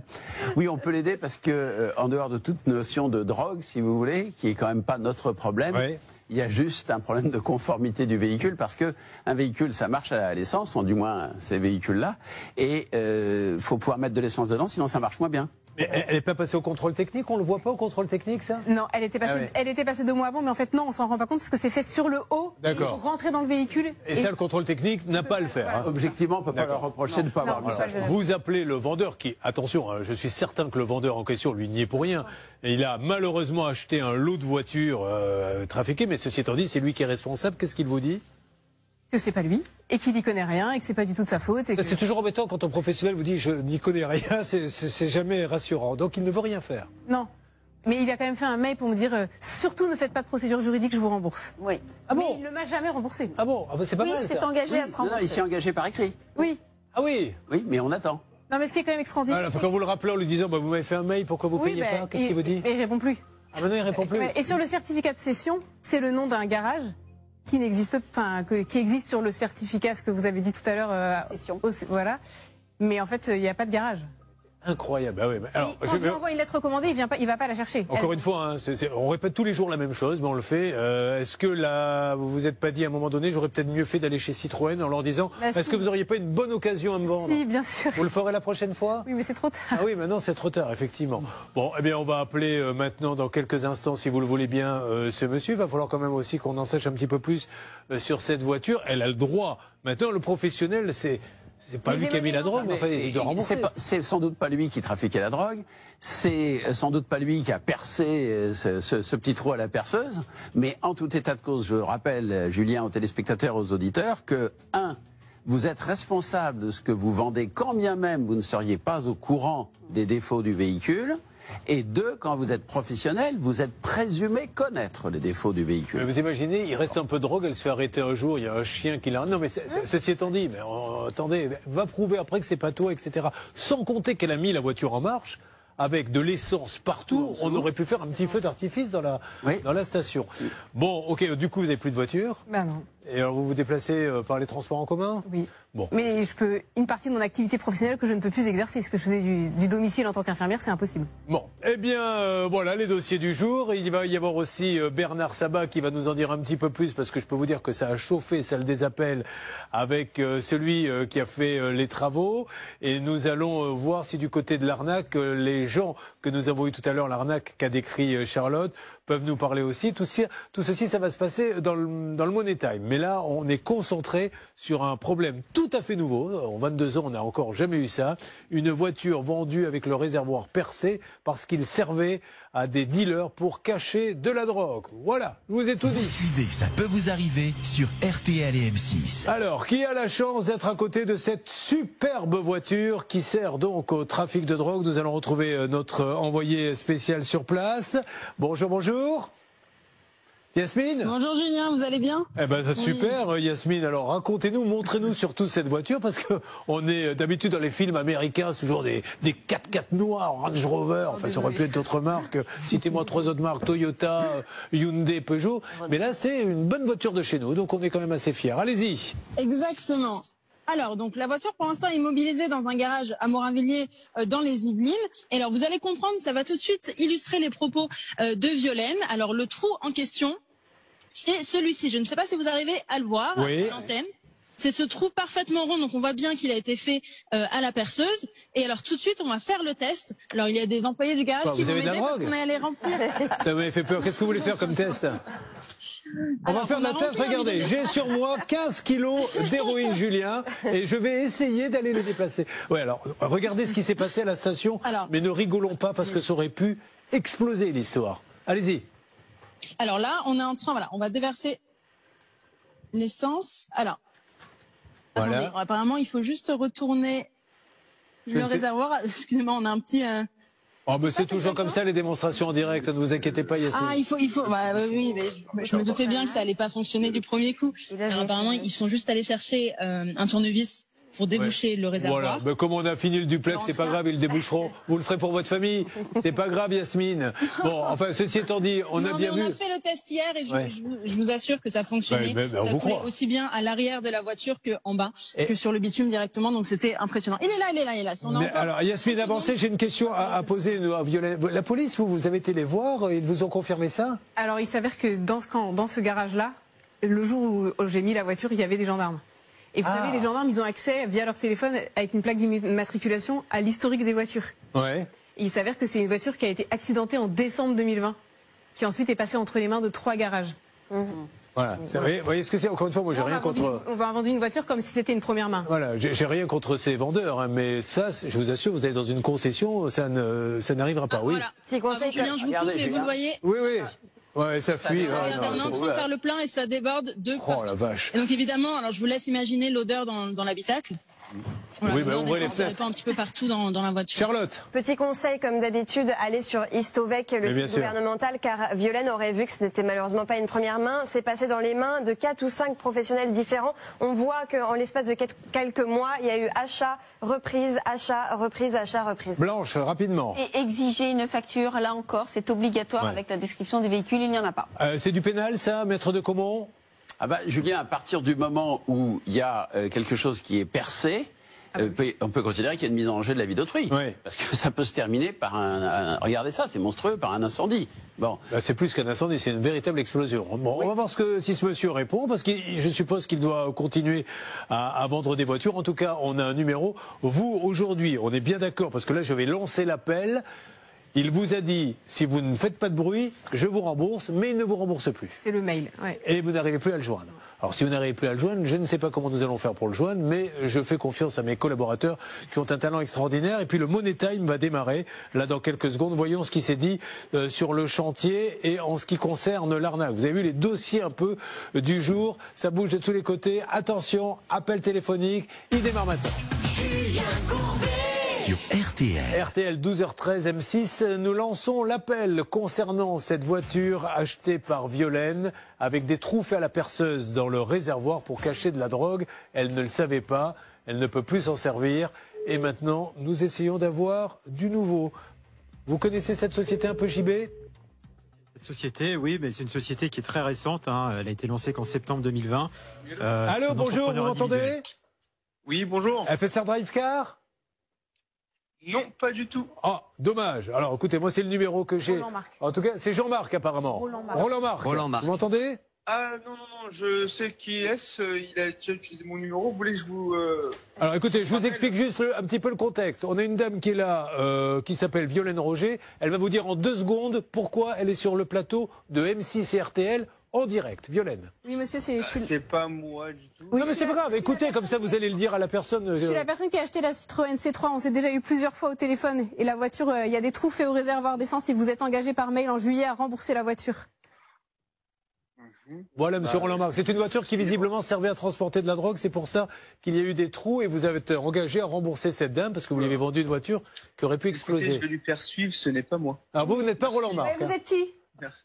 Alors voilà. quel est votre rapport, monsieur, avec la société? Il fait toujours ça.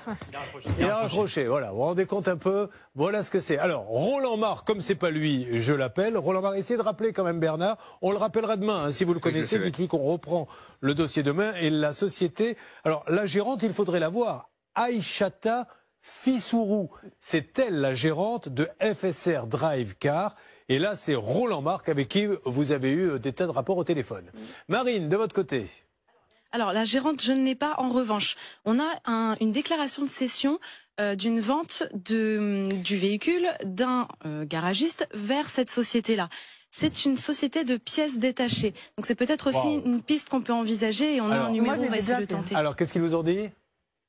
Qu'ils connaissent pas cette histoire, que c'est pas vrai. Ouais, voilà. Donc ça sert à rien de creuser. Non, moi je pense qu'on va se concentrer sur Roland-Marc puisqu'il existe. On a sa carte d'identité, on a tout. Hein. Et sur Aïchata Fissourou et FSR Drivecar, qui se trouve où d'ailleurs SFR Drivecar? En 93, mais ils vont pas chercher les recommandés. Hein. Donc de toute façon, je pense qu'ils n'existent pas. Hein. D'accord. Donc voilà, Roland-Marc, en tout cas, lui, répond au téléphone. Juste pour rajouter une petite cerise en haut du gâteau, pour vous faire rire, Julien, j'ai également le récipicé d'achat de la voiture par la société FSR Drivecar qui vous a vendu la voiture à cette société de pièces détachées d'occasion.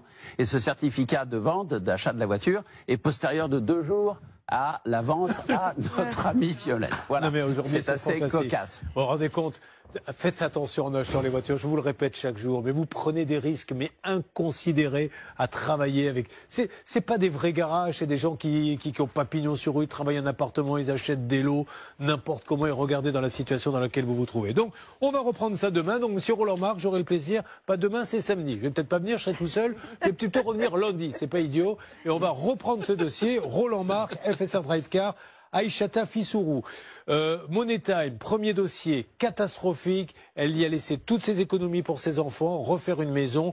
Le chantier, c'est insupportable. Bernard, ce monsieur essaie de nous faire croire. Alors je sais que beaucoup, il y a 3 ou 4, sur les réseaux sociaux disent oui, mais vous l'avez pas laissé parler, vous lui coupez la parole. Non, je ne peux pas le laisser parler, mesdames et messieurs. Je sais que quand vous regardez, c'est pas agréable parce que j'ai un temps imparti. Si je le laisse dire n'importe quoi et m'embarquer vers quelque chose qui n'est pas vrai, l'émission va se terminer et il ne se sera rien passé. Ce monsieur essaie de nous faire croire qu'il y avait une procédure dont il ne pouvait pas parler. C'est faux. Bernard.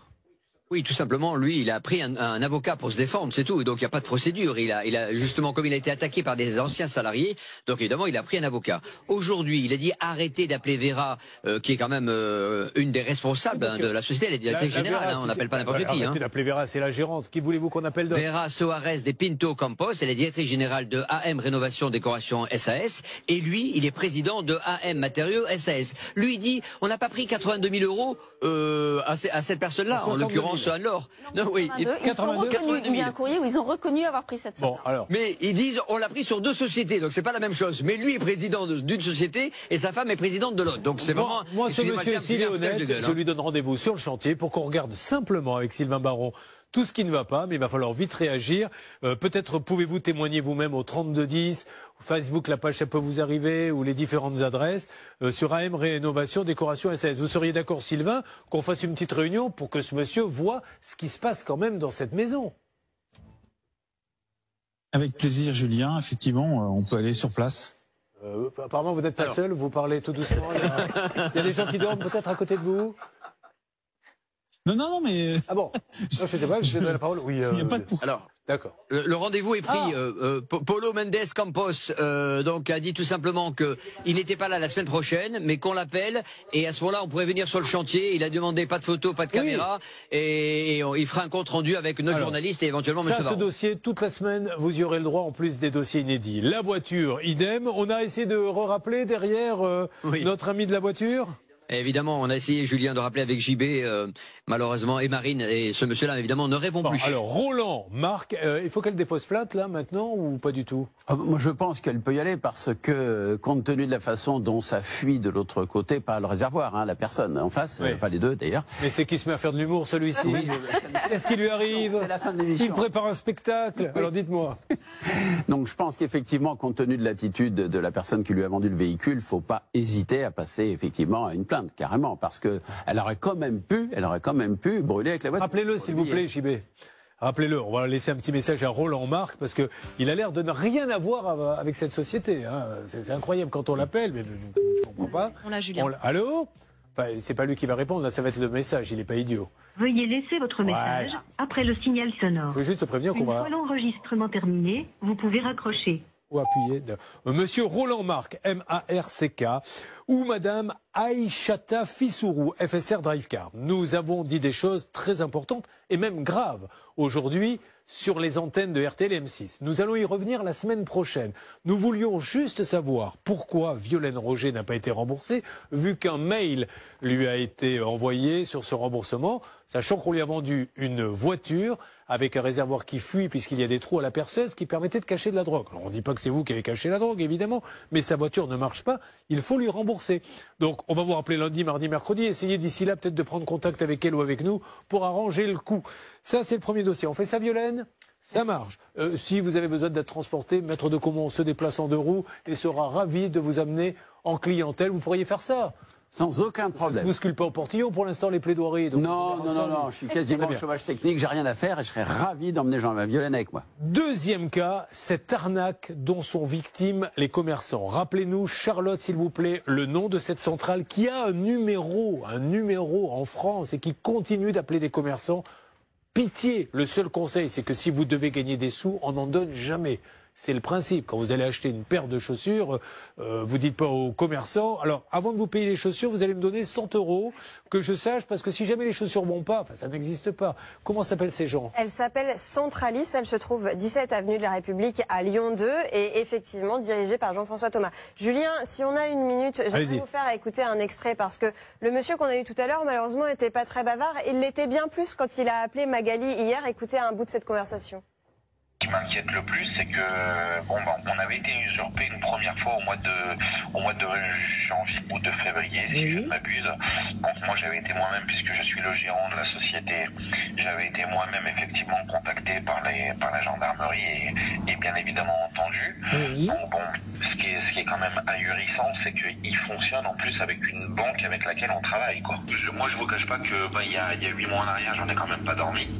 Bon, alors, voilà ce qu'on va proposer à ce monsieur. Puisqu'il a été usurpé, est-ce qu'on peut en savoir plus sur sa centrale, ce qu'elle fait? Donc, si vous avez travaillé avec cette centrale sans avoir de soucis comme eux, peut-être pouvez-vous nous en dire plus.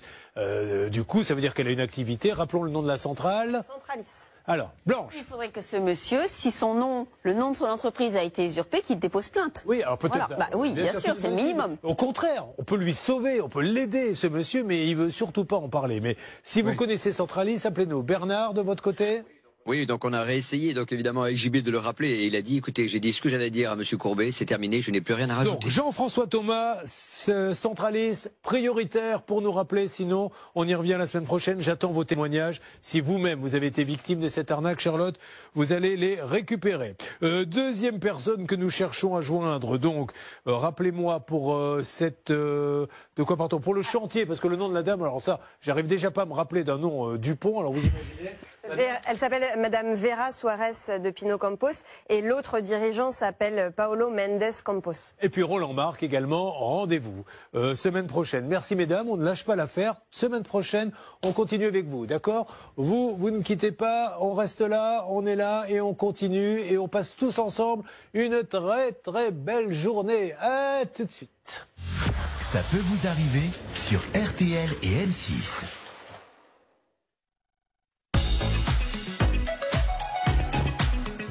Et pour conclure cette émission incroyablement riche sur M6, vous nous posez vos questions. Mathieu, une dernière question avant de se quitter.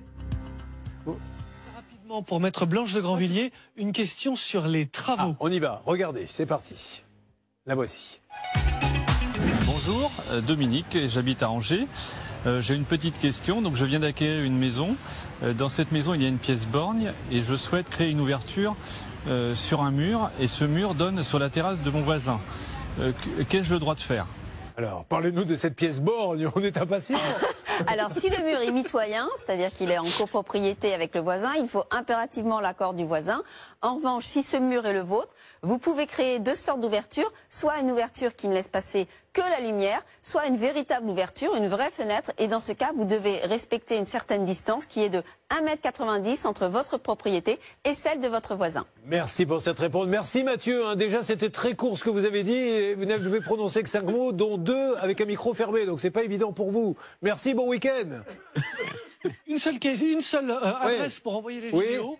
questioncpva@m6.fr. Mettez-moi une suze, moi aussi, tiens, puisque je vois que ça a démarré, j'arrive, vous me laissez juste traverser, hein, avec modération, bien sûr. Allez les gars, amusez-vous bien. Oui, on remercie tout le monde. Qui a gagné le jeu des 3000 euros. Camille, bravo, et le gérant du bistrot également. Alors, maintenant, on va redevenir sérieux, parce que M6 est une chaîne sérieuse. Ça n'a pas l'air comme ça, mais c'est pas une association de loi de 1901. D'ailleurs, Karine vous le prouve. Voici le moment le plus sérieux de la journée. Ce sont les infos. Bonjour Karine. Merci beaucoup Karine, on va regarder ça. Merci à vous de nous avoir fait confiance. On ne va pas lâcher l'affaire. Passez un bon week-end. Lundi, 10h05 sur M6. Allez, Bordeaux.